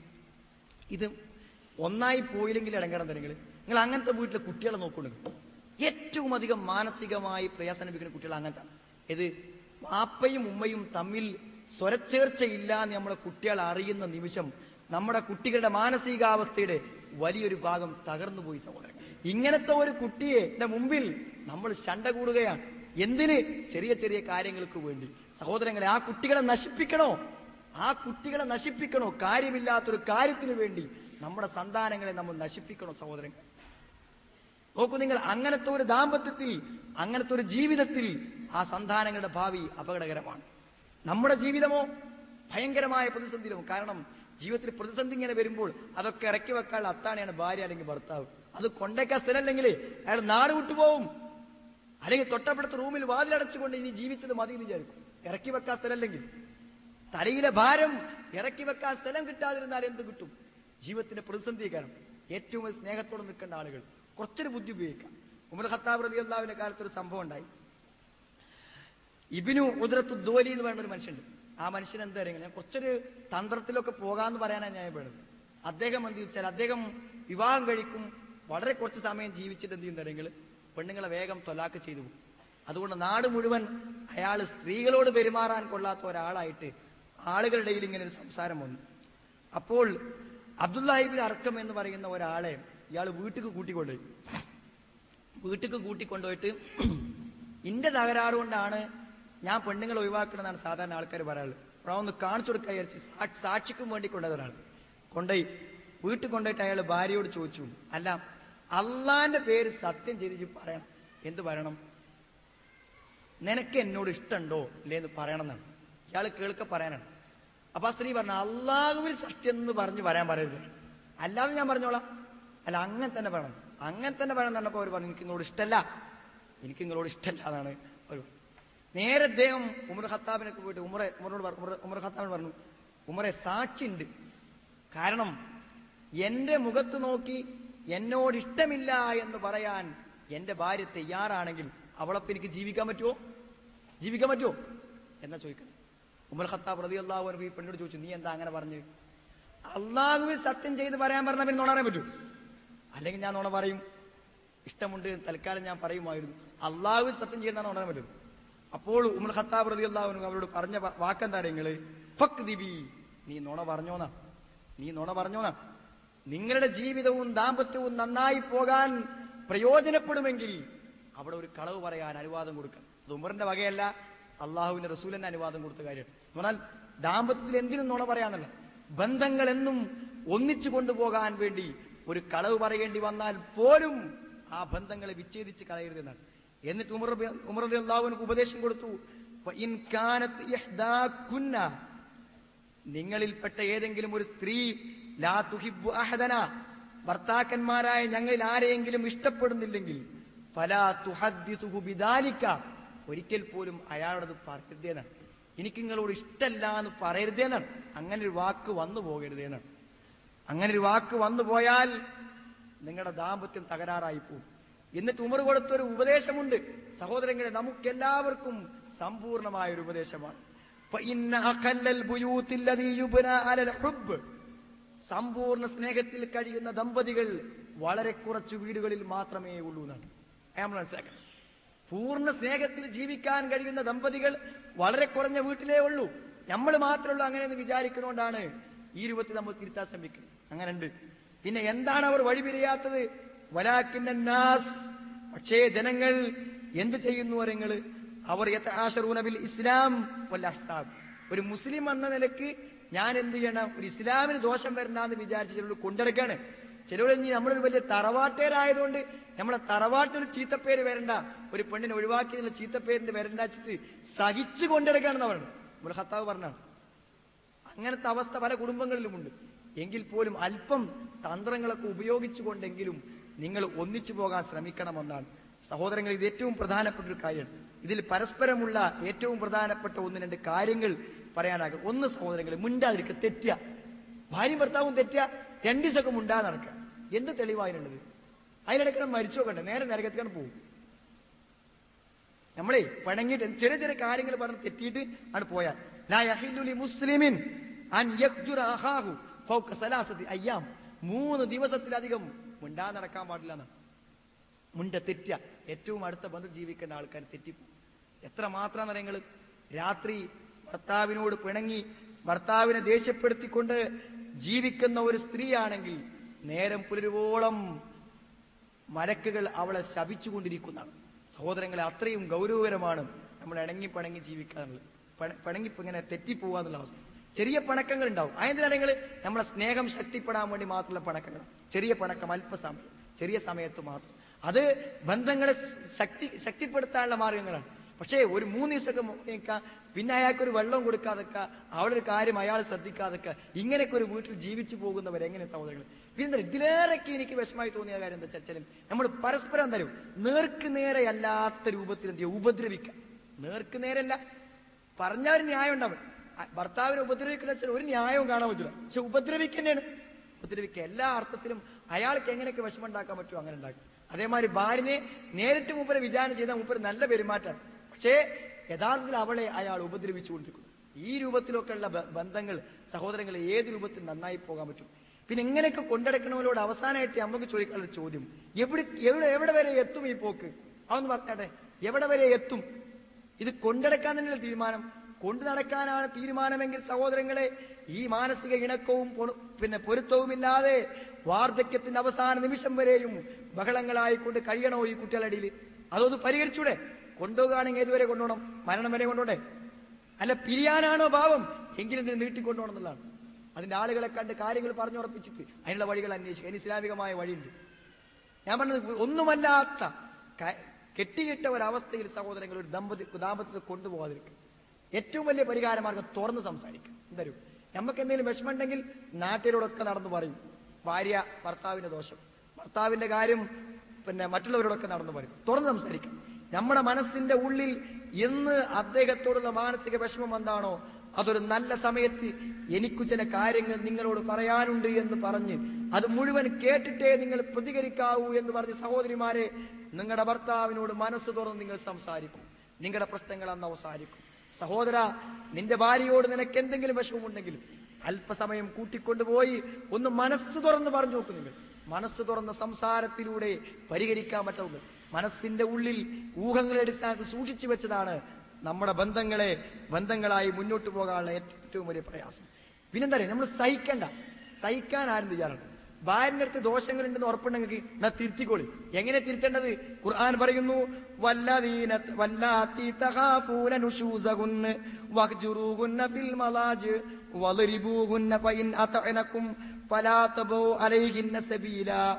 വല്ലാത്തി തഖാഫൂന നുശൂസഹുന്ന, ഭാര്യമാരിൽ നിന്നൊക്കെ എന്തെങ്കിലും വെറുപ്പും ബുദ്ധിമുട്ടുകളൊക്കെ ഇങ്ങനെ വരികയാണ്, മുന്നോട്ട് പോകാൻ ചെറിയ വിഷമം തോന്നുകയാണെങ്കിൽ എന്താ പറയുക, ആദ്യം തന്നെ നമ്മൾ മനസ്സിലാക്കുക, ഇതിഞ്ഞിപ്പോ കൊണ്ടുപോകാൻ പറ്റത് ഒഴിവാക്കാൻ എന്താ ചെയ്യാന്ന് അവിടുന്ന് ആലോചിക്കാൻ പറ്റും. അത് അവസാനമാണ്. അവസാനത്തിൽ നിന്ന് ആലോചിക്കുമ്പോഴാണ് പരിഹാരം ഇല്ലാതാവുക. തലക്കെന്ന് ആലോചിച്ച് പോരും പരിഹരിക്കും. ഒന്നാമത് ചെയ്യേണ്ടത് എന്താ അറിയോ? വല്ലാത്തി തഖാഫൂന നുശൂസഹുന്ന വഹ്ജുറൂഹുന്ന ഫിൽ മലാജി. അനക്ക് ഏതായാലും എന്നോട് ഇഷ്ടമല്ല അല്ലേ, പെരുമാറ്റത്തൊക്കെ എനിക്ക് അങ്ങനെ തോന്നും. തൽക്കാലം അവിടെ കടന്നു, ഞാൻ വേറെ റൂമിൽ കടന്നോളാം എന്ന് പറഞ്ഞു നോക്കും നിങ്ങൾ. ഒരു 4 ദിവസം ഖുർആൻ പറഞ്ഞാൽ ചെയ്തു ഇവിടെ നമുക്ക്. ഖുർആൻ പറഞ്ഞാൽ വെറുതെ എന്താ വെച്ചാൽ മാനസികമായി യോജിപ്പില്ലാതെ രണ്ട് മനസ്സും കിഴക്കും പടിഞ്ഞാറും കിടക്കുന്നു, ഒരു കട്ടിൽ ഒന്നിച്ച് കിടക്കുന്നു. എന്ത് കാര്യം എന്നാണ് അല്ലേ? മനസ്സേ ഒന്ന് കിഴക്കും ഒന്ന് പടിഞ്ഞാറുമാണ്. രണ്ടാളും കട്ടിൽ ഒരു തലയിണയിൽ ഒരു പുതപ്പിൽ ചേർന്ന് കിടന്നിട്ട് എന്ത് കാര്യം? അതുകൊണ്ട് മനസ്സൊന്നാകട്ടെ, അപ്പൊ ഒപ്പം കിടക്കാരെ മഹ്ജുറൂഹിന്റെ ബിൽ മലാജി. അള്ളാഹ് പറഞ്ഞാണ് അതിന് കാര്യം ഉണ്ടാവും. അള്ളാഹു പറഞ്ഞതിന് കാര്യം ഉണ്ടാവും. ആ ചെയ്ത് തെറ്റാണോ, എന്തിനങ്ങനെ ചെയ്തു അവൾ തിരിച്ചു ചോദിക്കൂല. ഖുർആനിലെ ആയത്തുള്ള കാര്യമാണ്. പിന്നെ അടുത്തതോ വഹ്ജുറൂഹുന്ന ബിൽ മലാജി വളരിബൂഹുന്ന. ഒരു രക്ഷിതാവാണ് അയാൾ കടിക്കാം. എന്ത് ഒരു പ്രതികാരമോ അക്രമമോ ചെയ്യുന്ന രൂപത്തിലല്ലാതെ അടിക്കാം. ദേഷ്യം വരുമ്പോൾ അടിക്കണമല്ല. ദേഷ്യം വരുമ്പോൾ കോപം കൊണ്ട് ചെയ്യുന്ന പൈശാചികമായ അടിയല്ല. ശിക്ഷിക്കാം അവളെ. ആ ശിക്ഷിക്കൽ അർഹമായ രൂപത്തിലാണെങ്കിൽ എന്ത് ചെയ്യാൻ പറ്റും? ശിക്ഷിക്കാൻ പറ്റും. എപ്പോഴും ഭാര്യയെ തച്ചുകൊണ്ടിരിക്കുന്നവനെ കുറിച്ച് റസൂലുള്ളാഹി പറഞ്ഞത്, രാത്രി മുഴുവൻ അവളോടൊപ്പം ഒന്നിച്ച് നീ ഉറങ്ങുന്നു, പകൽ നീ അവളെ അടിക്കുന്നു, നീ എന്ത് മാന്യനാണെന്നാ ചോദിക്കണേ? അത് മാന്യതയുള്ളവർക്ക് യോജിക്കുന്നതാണ്. സഹോദരങ്ങളെ, ശിക്ഷയ്ക്ക് ശിക്ഷയുടെ രൂപത്തിലും ഭാവത്തിലുമായിരിക്കണം അത് നിർവഹിക്കും. കാര്യങ്ങളെ പറഞ്ഞ് ബോധ്യപ്പെടുത്തി ശിക്ഷ കിട്ടാൻ അർഹമാണ് എന്ന നിലക്ക് മാത്രമേ ഒരാളെ ശിക്ഷിക്കാൻ പറ്റുള്ളൂ. ദേഷ്യം വരുമ്പോൾ അടിക്കുന്നത് ശിക്ഷയായി വ്യാഖ്യാനിക്കുന്നുണ്ട്. ശിക്ഷയല്ല കേട്ടോ. ദേഷ്യവും കോപം വരുമ്പോഴേ കൈ നമ്മളറിയാതെ ചലിക്കുന്നത് പിശാചിന്റെ പ്രവർത്തനമാണ്. നല്ല സമയത്ത് വിളിക്കുക, എന്തെന്നാണ് ചെയ്തത് കൃത്യമായി ചോദിക്കുക. ചെയ്യാൻ പാടില്ലാത്ത എത്ര പ്രാവശ്യം ഞാൻ പറഞ്ഞതാണ്, പക്ഷെ നീ കേട്ടില്ല, അങ്ങനെ ചെയ്യാൻ പാടില്ല എന്നൊക്കെ പറയുമ്പോൾ ആ സമയത്ത് ശിക്ഷിക്കുക എന്നല്ലാതെ ദേഷ്യം വരുമ്പോൾ ചെയ്യേണ്ട കാര്യമല്ല. പിന്നെയോ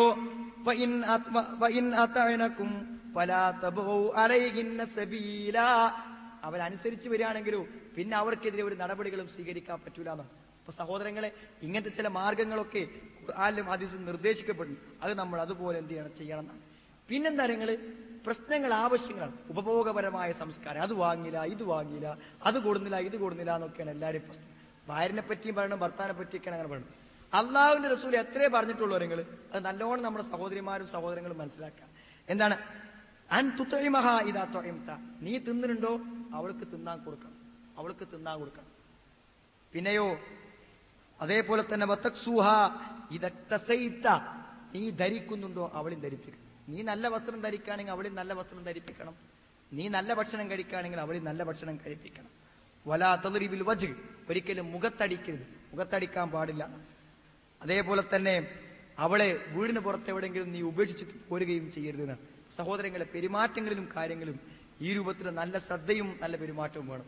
നിങ്ങൾ ആലോചിച്ച് നോക്കുക, നിങ്ങൾ റസൂലുള്ളാഹിന്റെ ദാമ്പത്യം വായിക്കുമ്പോൾ അവിടേക്ക് 8-9 ഭാര്യമാരുണ്ടായിട്ടും എത്ര സുന്ദരമായിട്ടാണ് സഹോദരങ്ങളെ ആ ജീവിതം കഴിഞ്ഞു പോയത്. അവസാനം എല്ലാ ഭാര്യമാരും സമ്മതിച്ചു, എന്ത്, ആയിഷ ബീബിന്റെ വീട്ടിൽ കടന്നോട്ടെ എന്നാണ് മരിക്കുന്ന സമയത്ത് സമ്മതം കൊടുത്തു. ചെറിയ ചെറിയ പ്രശ്നങ്ങളൊക്കെ ആ ദാമ്പത്യത്തിൽ ഇല്ല എന്ന് നമുക്ക് പറയാൻ പറ്റും. പക്ഷെ എത്ര പ്രശ്നങ്ങളുണ്ട് സഹോദരങ്ങൾ, വല്ലാത്തൊരു ബന്ധമായി. ഞാൻ പറഞ്ഞ നോക്കങ്ങൾ, ഒരു യുദ്ധം കഴിഞ്ഞു പോരുമ്പോൾ ആയിഷ ബീബിന്റെ മാല കാണാതായപ്പോൾ മാല കിട്ടണവും വേണ്ടി കാത്തുനിന്നു, വഴിയിൽ കാത്തുനിന്നു. യുദ്ധത്തിന് പോണ ആളുകളെ ഒന്നിച്ച് വഴി തടഞ്ഞു വെച്ചിരിക്കാൻ. ആ സമയത്ത് നമസ്കാരത്തിന് സമയമായി, ആരത്തും വെള്ളമില്ല, എന്ത് ചെയ്യും? നമസ്കരിക്കാൻ എന്ത് ചെയ്യും? ആ സമയത്ത് എന്താണ് കിടക്കുന്നത്?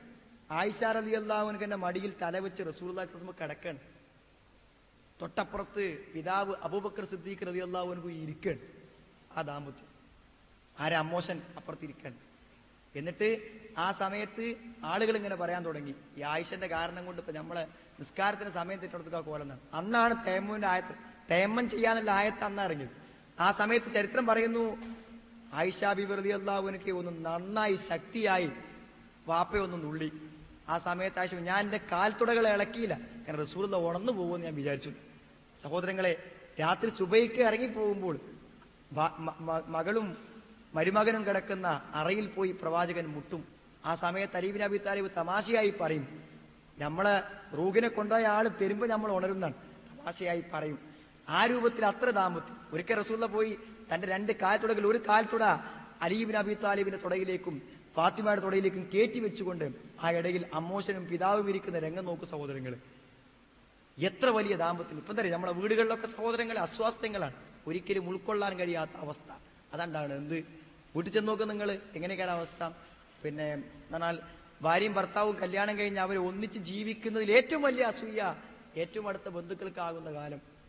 എന്തെങ്കിലും ഭാര്യയ്ക്കൊരു കാര്യം, ഭർത്താവിനൊരു കാര്യം ഭാര്യ കൊണ്ടേ കൊടുത്താൽ ഉമ്മക്ക് തോന്നുക, ഇനിയിപ്പൊ എന്നെ വേണ്ടിയില്ലല്ലേന്ന്, എന്നെ വേണ്ടില്ല.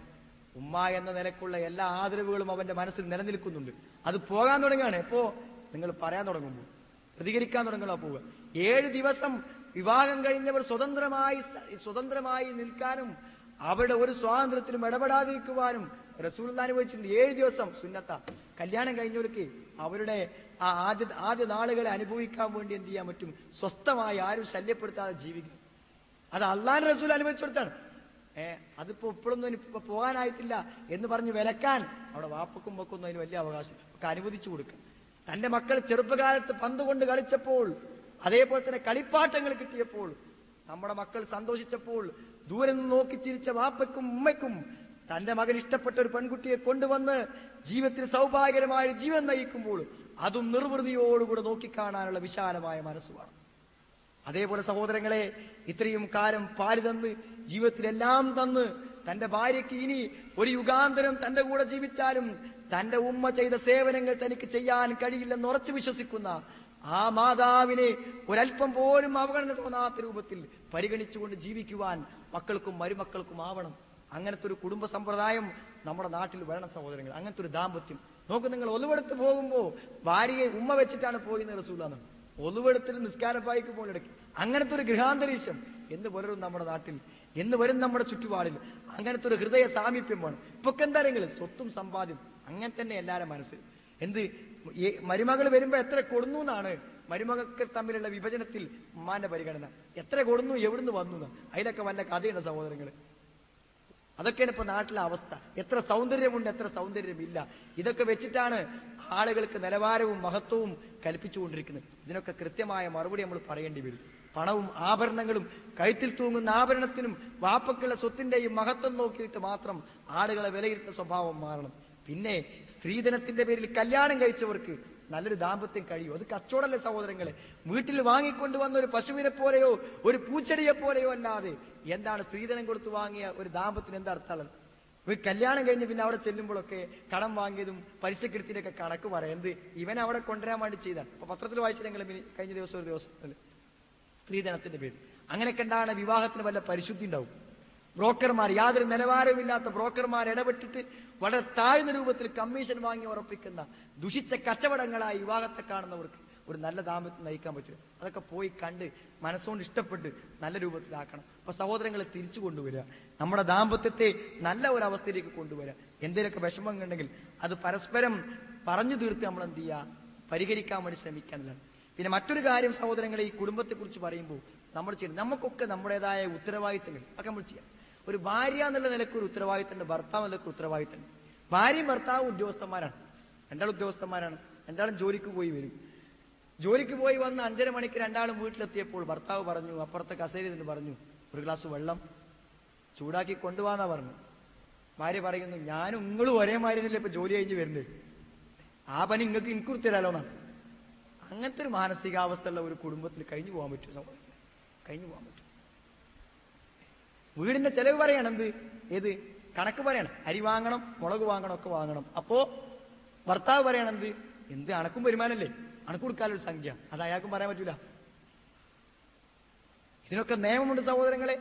അവളുടെ പണം അവളുടെ പണമാണ്, അത് അയാൾക്ക് സ്വതക്കയായി അവൾക്ക് കൊടുക്ക വേണമെങ്കിൽ. കടം കൊടുത്താൽ തിരിച്ചയാൾ കൊടുക്കും വേണ്ടി വരും. അത്രേ പെണ്ണിന്റെ സ്വത്തിൽ ഭർത്താവിന് അവകാശമുള്ളൂ. അറിയോ? പെണ്ണിന്റെ സ്വത്തിൽ അത്രേ ഭർത്താവിന് അവകാശമുള്ളൂ.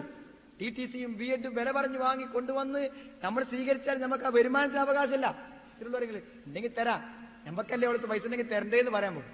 പക്ഷെ തന്നാൽ കടമാണോ ചോദിക്കുക. 500 ഉറുപ്പിക എടുത്തിട്ട് ഭാര്യ അവളുടെ വാനിറ്റി ബാഗ് നിർത്തിരുമ്പോ ഭാര്യയോട് ചോദിക്കുക, കടമാണോ അല്ലെങ്കിൽ തിരിച്ചു കൊടുക്കണം, സ്വതക്കയാണോ സ്വീകരിക്കണം. അത്രേ ഉള്ളൂ. അത്രേ അതിൽ അവകാശമുള്ള നമുക്ക് സ്വത്തിന് കാര്യത്തിൽ അവകാശം.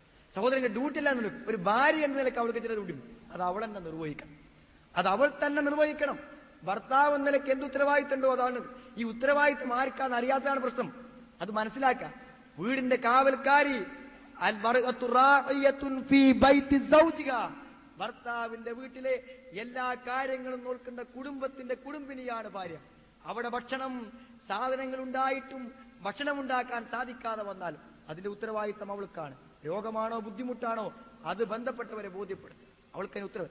വേലക്കാരിയല്ല, അവളുടെ ഉത്തരവാദിത്തം, പവിത്രമായ ഉത്തരവാദിത്തം നിർവഹിക്കുക. പള്ളിയിൽ ഇമാമത്ത് നിൽക്കുന്നവൻ അവിടെ സമൂഹത്തിന്റെ വേലക്കാരനല്ല, അയാളൊരു സേവകനാണ്. എന്ന പോലെ വീട്ടുവേലയെടുക്കുന്ന സ്ത്രീകൾ വേലക്കാരികളല്ല, അവളുടെ അള്ളാഹു ഏൽപ്പിച്ച ഉത്തരവാദിത്തങ്ങൾ നിർവഹിക്കുകയാണ്. നിങ്ങളുടെ കുട്ടികൾ നിങ്ങളുടെ അശ്രദ്ധ മൂലം വിശന്ന് വൈകുന്നേരം വരെ കിടക്കേണ്ടി വന്നാൽ ഉമ്മയോട് ചോദിക്കും. അത് ശ്രദ്ധിക്കേണ്ടവൾ ഉമ്മയാണ്. അതിന്റെ പേരിൽ ശിക്ഷിക്കപ്പെടുന്നവൾ ഉമ്മയാണ്. കുട്ടിക്ക് സമയത്ത് ഭക്ഷണം കിട്ടാതിരുന്നാൽ അവൾക്ക് വസ്ത്രം കൊടുക്കേണ്ടവൻ, ഭക്ഷണം കൊടുക്കേണ്ടവൻ, അരി എത്തിക്കേണ്ടവൻ അതാരാണെന്നറിയോ? ഭർത്താവാണ്. അയാൾ ഇറങ്ങിപ്പോകുക. ഭക്ഷണത്തിനൊന്നുമില്ലെങ്കിൽ അവൾ എവിടെയെങ്കിലും പോയി സംഘടിപ്പിക്കും.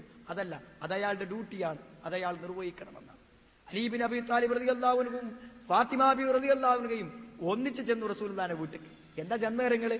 എന്തോ കുറച്ച് അടിമകൾ അവിടെ വന്നിട്ടുണ്ട്, അപ്പൊ ഒരു അടിമനെ വാങ്ങി പോരാന്ന് ചോദിച്ചു. ഫാത്തിമാവിന്റെ കൈയൊക്കെ അരച്ചിട്ട് ആകെ എന്താ അരച്ചതിന്റെ പരമായിട്ട് ആകെ കയ്യും ഒക്കെ എന്തിട്ട് ചൊറി വന്ന് പിന്നെ തോലൊക്കെ പോയിട്ടുണ്ട്.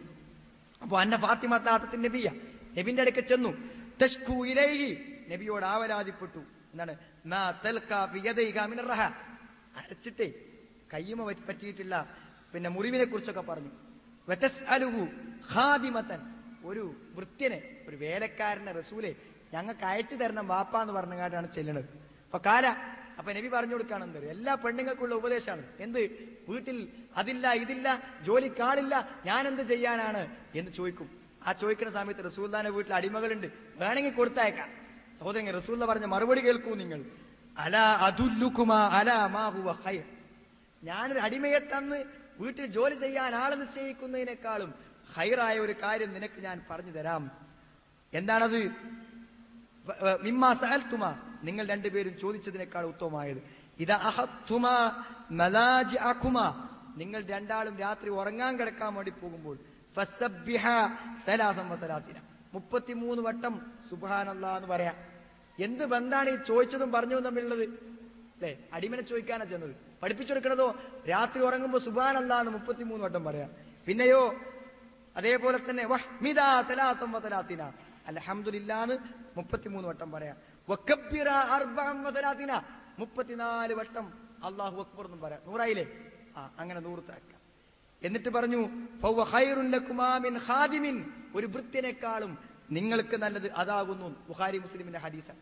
സഹോദരങ്ങളെ, ഒരു പെണ്ണ് അവൾ ചെയ്യേണ്ട ഡ്യൂട്ടി അവൾ തന്നെ ചെയ്താലേ അവൾക്കൊരു ഉമ്മയാകാനും ഭാര്യയാകാനും പറ്റുള്ളൂ. അതിനാളെ വെക്കരുത്. ഞാൻ പറഞ്ഞു, ജോലിക്ക് ആളെ വെക്കുന്നതിനെ പറ്റിയല്ല നമ്മൾ. നിങ്ങളുടെ ഭർത്താവിന് ഭക്ഷണം കൊടുക്കേണ്ടത് വേലക്കാരിയല്ല, നിങ്ങളുടെ മക്കൾക്ക് മുല കൊടുക്കേണ്ടതും നിങ്ങളുടെ മക്കളുടെ വസ്ത്രം അലക്കേണ്ടതും നിങ്ങളുടെ പിഞ്ചോമന പൈതങ്ങളെ കുളിപ്പിക്കേണ്ടതും സഹോദരിമാരെ നിങ്ങളാണ്. നിങ്ങൾ എത്ര വലിയ ഉദ്യോഗസ്ഥകളാകട്ടെ, നിങ്ങൾ നാട്ടിന്റെ രാജാക്കന്മാരാകട്ടെ, അത് നിങ്ങളുടെ ഡ്യൂട്ടിയാണ്. അത് നിങ്ങൾ വിസ്മരിച്ചാൽ നിങ്ങൾക്ക് ഉമ്മയാകാൻ പറ്റില്ല, നിങ്ങൾക്ക് ഭാര്യയാകാൻ പറ്റില്ല. നിങ്ങൾക്ക് ഒരിക്കലും ഒരു മാതൃത്വത്തിന്റെയോ ഒരു ഭാര്യയുടെയോ ഗുണവിശേഷണം കാസൂക്ഷിക്കാൻ പറ്റില്ല. ഭക്ഷണം ഉണ്ടാക്കുക, എന്നിട്ട് സ്നേഹത്തോടുകൂടെ ഉണ്ടാക്കിയ ഭക്ഷണം എന്ത് ചെയ്യുക, ഭർത്താവിന് മുമ്പിൽ കൊടുക്കുന്ന ഒരു സംതൃപ്തി ഒരിക്കലും ഉണ്ടാവില്ല. നിങ്ങൾ ജോലി ചെയ്യുന്ന ബുദ്ധിമുട്ടുള്ള പ്രശ്നം അങ്ങനെ ചെയ്യാൻ പറ്റും. സഹോദരങ്ങളെ, വേലക്കാരൻ നിശ്ചയിച്ചു പറഞ്ഞു, വേലക്കാരന് അത്യാവശ്യം രോഗങ്ങളോ ബുദ്ധിമുട്ടുണ്ടാകുമ്പോൾ ചെയ്യണം. നിങ്ങളുടെ കുട്ടികളെ നോക്കാൻ വേലക്കാരൻ നിശ്ചയിക്കട്ടെ. ജോലി ഉണ്ടാകട്ടെ, പ്രശ്നമുണ്ടാകട്ടെ, അവരുടെ ഡ്യൂട്ടി നിർവഹിക്കാൻ അവർക്ക് കഴിയണം. അപ്പോഴോ അതേമാതിരി ഭർത്താവ് അയാളുടെ കാര്യങ്ങൾ നിർവഹിക്കാൻ പോകണമെന്നുള്ളതാണ്. ഗൾഫിൽ പോകുന്ന ആളുകളൊക്കെ ഗൾഫിൽ പോവുക, ജീവിതത്തിലെ കടങ്ങളും ബുദ്ധിമുട്ടുകളും വരുമ്പോൾ ആൾക്കാർ പോകുന്നു, നമ്മൾ എതിർപ്പല്ല. പക്ഷേ ഭാര്യ സുരക്ഷിതയായിരിക്കണം. ജീവിതത്തിൽ അയാൾ നിർവഹിക്കേണ്ട ഡ്യൂട്ടികൾ കൃത്യമായി നിർവഹിക്കുന്ന ഒരു അവസ്ഥാവിശേഷം അവൾക്ക് ഉണ്ടാക്കി കൊടുത്തിട്ടേ പോകാൻ പറ്റുള്ളൂ. ഇയാൾ പോയാൽ അവൾക്ക് വേറൊരു വിവാഹം നടത്താൻ പറ്റില്ല. അതുകൊണ്ട് ഇയാൾ പോയി കഴിഞ്ഞാലും കിട്ടേണ്ട ഒരു അവസ്ഥ ഉണ്ടാവണം. നമ്മുടെ ജോലികളും നമ്മുടെ ഡ്യൂട്ടികളും സഹോദരങ്ങളെ കൃത്യമായി ചെയ്യണം. ഒരു സ്ത്രീയിൽ അനിവാര്യമായും മുൻകൈത്തീരേണ്ട കാര്യങ്ങളെ കുറിച്ച് അള്ളാഹുവും വിശുദ്ധ ഖുർആനും നമ്മളെ പഠിപ്പിച്ചിരുന്നില്ല. ഒന്നാമത്തെ കാര്യം അവിടെ ശരീരം സൂക്ഷിക്കുക എന്നുള്ളതിന്. വിവാഹം കഴിഞ്ഞ ആളുകളോട്, അല്ലാത്തവരോടും ഖുർആൻ പറയുന്നുണ്ട്. ഞാൻ അവസാനം, വിവാഹം കഴിഞ്ഞ ഒരു സ്ത്രീയെ സംബന്ധിച്ചിടത്തോളം സഹോദരങ്ങൾ, ഒരു വലിയ ഉത്തരവാദിത്തം വിവാഹത്തിന്റെ പിറ്റേന്ന് വന്നു. അവളെ സൗന്ദര്യം പിന്നെ വേറൊരാൾക്ക് കാണിച്ചു കൊടുക്കാൻ പറ്റില്ല. അത് കരാറാണ്, അള്ളാഹുമായിട്ടുള്ള കരാറാണ്. കാണിച്ചു കൊടുക്കാൻ പറ്റൂല ആ സൗന്ദര്യം. അതിന് മുന്നേ കാണിച്ചു കൊടുക്കാൻ പറ്റൂ, അത് ഇസ്ലാമികമായി തെറ്റാണ്. പക്ഷെ വിവാഹ ജീവിതത്തിൽ ഒരിക്കലും അത് പറ്റും. വിവാഹ ജീവിതം ശരീരം, അവളുടെ ശരീരം അവൾ സൂക്ഷിക്കണം. ഭർത്താവ് വീട്ടിലുണ്ടെങ്കിലും ഇല്ലെങ്കിലും അയാളുടെ സ്വത്ത് സംരക്ഷിക്കണം.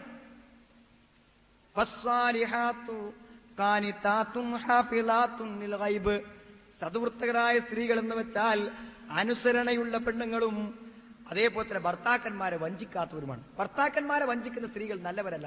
എന്താ ഭർത്താവിനെ വഞ്ചിക്കാന്ന് പറഞ്ഞാൽ, സഹോദരിമാരെ, നിങ്ങളുടെ സൗന്ദര്യത്തിലേക്ക് ആഗ്രഹത്തോടെ നോക്കാൻ ഭർത്താവിന് മാത്രം അവകാശം. അത് വേറൊരാൾ കാണണമെന്ന് വിചാരിച്ച് കാണിച്ചു കൊടുത്താൽ നിങ്ങൾ ചതിച്ചിരിക്കുന്നു. ആരെ? ഭർത്താവിനെ ചതിച്ചിരിക്കുന്നു. ഖുർആനാ പറയണത്.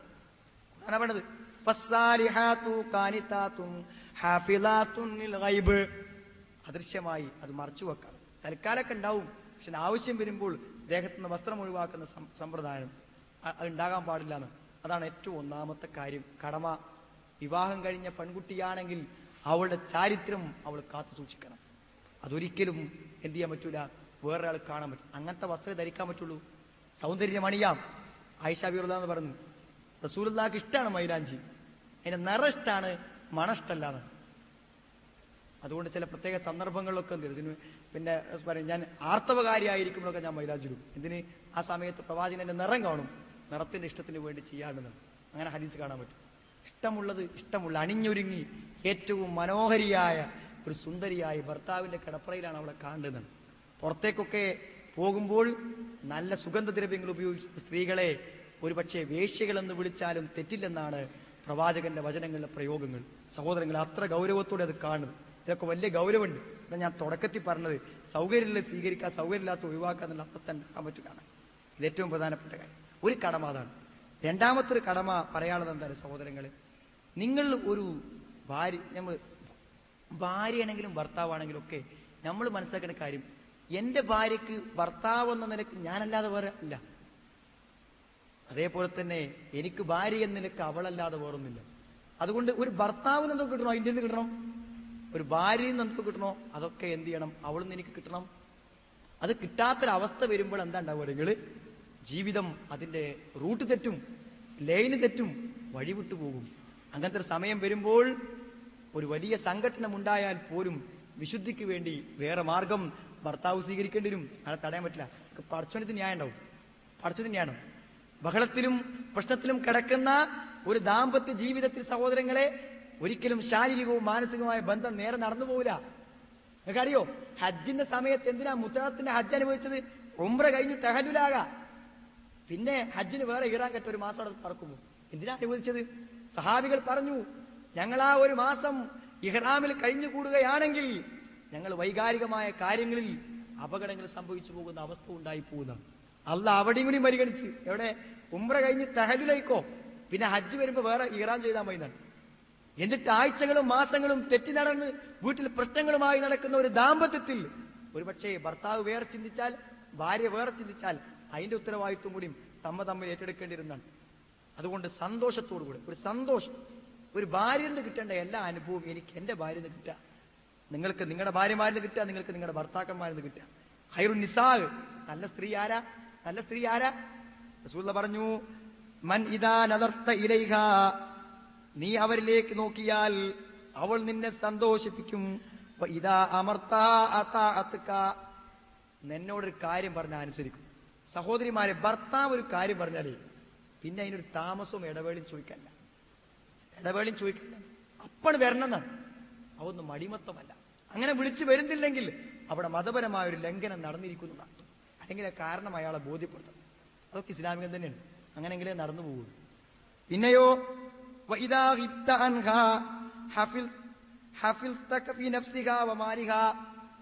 അയാള് വീട്ടിൽ നിന്ന് നിന്റെ കൂടെ അയാളില്ലാത്തപ്പോ അയാൾ ഉണ്ടാകുമ്പോ എങ്ങനെയാണോ നീ സൂക്ഷിക്കുക, അങ്ങനെ തന്നെ സൂക്ഷിക്കണം. അയാൾ നിന്റെ കൂടെ ഇല്ലാത്തപ്പോൾ അയാൾ ഉണ്ടാകുമ്പോ എങ്ങനെയൊക്കാരോ അങ്ങനെ തന്നെ ആകാൻ പറ്റുള്ളൂ. എന്തൊരു നല്ല ഉപദേശമാണ്, സമ്പൂർണമായ ഉപദേശം സഹോദരങ്ങളെ. സ്വർഗ്ഗം കിട്ടും, വെറുതെ അല്ല, സ്വർഗ്ഗം കിട്ടും. ആ രൂപത്തിൽ അനുസരണയുള്ള, അല്പം വിട്ടുവീഴ്ചയുള്ള, ഇടയ്ക്കിടയ്ക്ക് ആലോചിക്കരുത്. എന്റെ വാപ്പയാരാ, എന്റെ അമ്മയാരാ, ഞാൻ ഏത് തറവാട്ടിൽ നിന്നാ വന്നത്, കല്യാണം കഴിക്കുമ്പോൾ എത്രയെ കൊടുത്തത്, അതൊക്കെ ആലോചിച്ചിട്ടാണ് ഭർത്താവിനോട് പെരുമാറുന്നത്. അപൂർവം ആളുകളെ കുറിച്ചാണ് പറയുന്നത്. ചില ആൾക്കാരെ വാക്കും പ്രവർത്തനം കേൾക്കുമ്പോൾ നമ്മളത് കേട്ടുപോകും. വീട്ടിൽ അന്യ ആളുകൾ വന്നാൽ പോലും സംസാരത്തിൽ നിയന്ത്രണമില്ലാതെ സംസാരിക്കുന്ന സഹോദരിമാരെ കാണാൻ പറ്റും. സ്വർഗം കിട്ടണോ? ഇതാ സ്വല്ലത്തിൽ മർഅതു ഹംസഹ, 5 നേരം നിസ്കരിക്കുക. ഉമ്മമാരെ, സഹോദരിമാരെ, 5 നേരം മുടങ്ങാതെ നിസ്കരിക്കുക. സ്വർഗം കിട്ടാനുള്ള പരിപാടി പറഞ്ഞത്. വസാമത്ത് ശഹ്റഹ, 1 മാസം നോമ്പ് നോക്കുക. വഹഫിലത്ത് ഫർജഹ, മുഖ്യസ്ഥാനം സൂക്ഷിക്കുക. നോക്കിങ്ങള് പിന്നെ ഇടങ്ങനെ കൂടി വരികയാണ്. നിസ്കാരം കുഴപ്പമില്ല അല്ലെ, എല്ലാവരും വീട്ടിൽ നിസ്കാരപ്പായുണ്ട്, ബാങ്ക് കൊടുക്കണ കേട്ടാ മതി, നിസ്കാരം റെഡി. പിന്നെ രണ്ടാമത്തെ നോമ്പാണ്. 1 മാസം നോമ്പ് കൊടുക്കാൻ സ്ത്രീകൾക്ക് കുറച്ച് ബുദ്ധിമുട്ടുണ്ട്. പോയ നോമ്പ് നോറ്റ് വീട്ടാനും നോമ്പ് അനുഷ്ഠിക്കണമെങ്കിലും ഒക്കെ വിഷമം തന്നെയാണ്. കാരണം ജോലികളും പ്രയാസങ്ങളും ഒക്കെ ആയിട്ട് നോൽക്കുക. മൂന്നാമത്തെ കുറച്ച് ബുദ്ധിമുട്ടാണ്. മുഖ്യസ്ഥാനങ്ങൾ സൂക്ഷിക്കുക, മറക്കുക.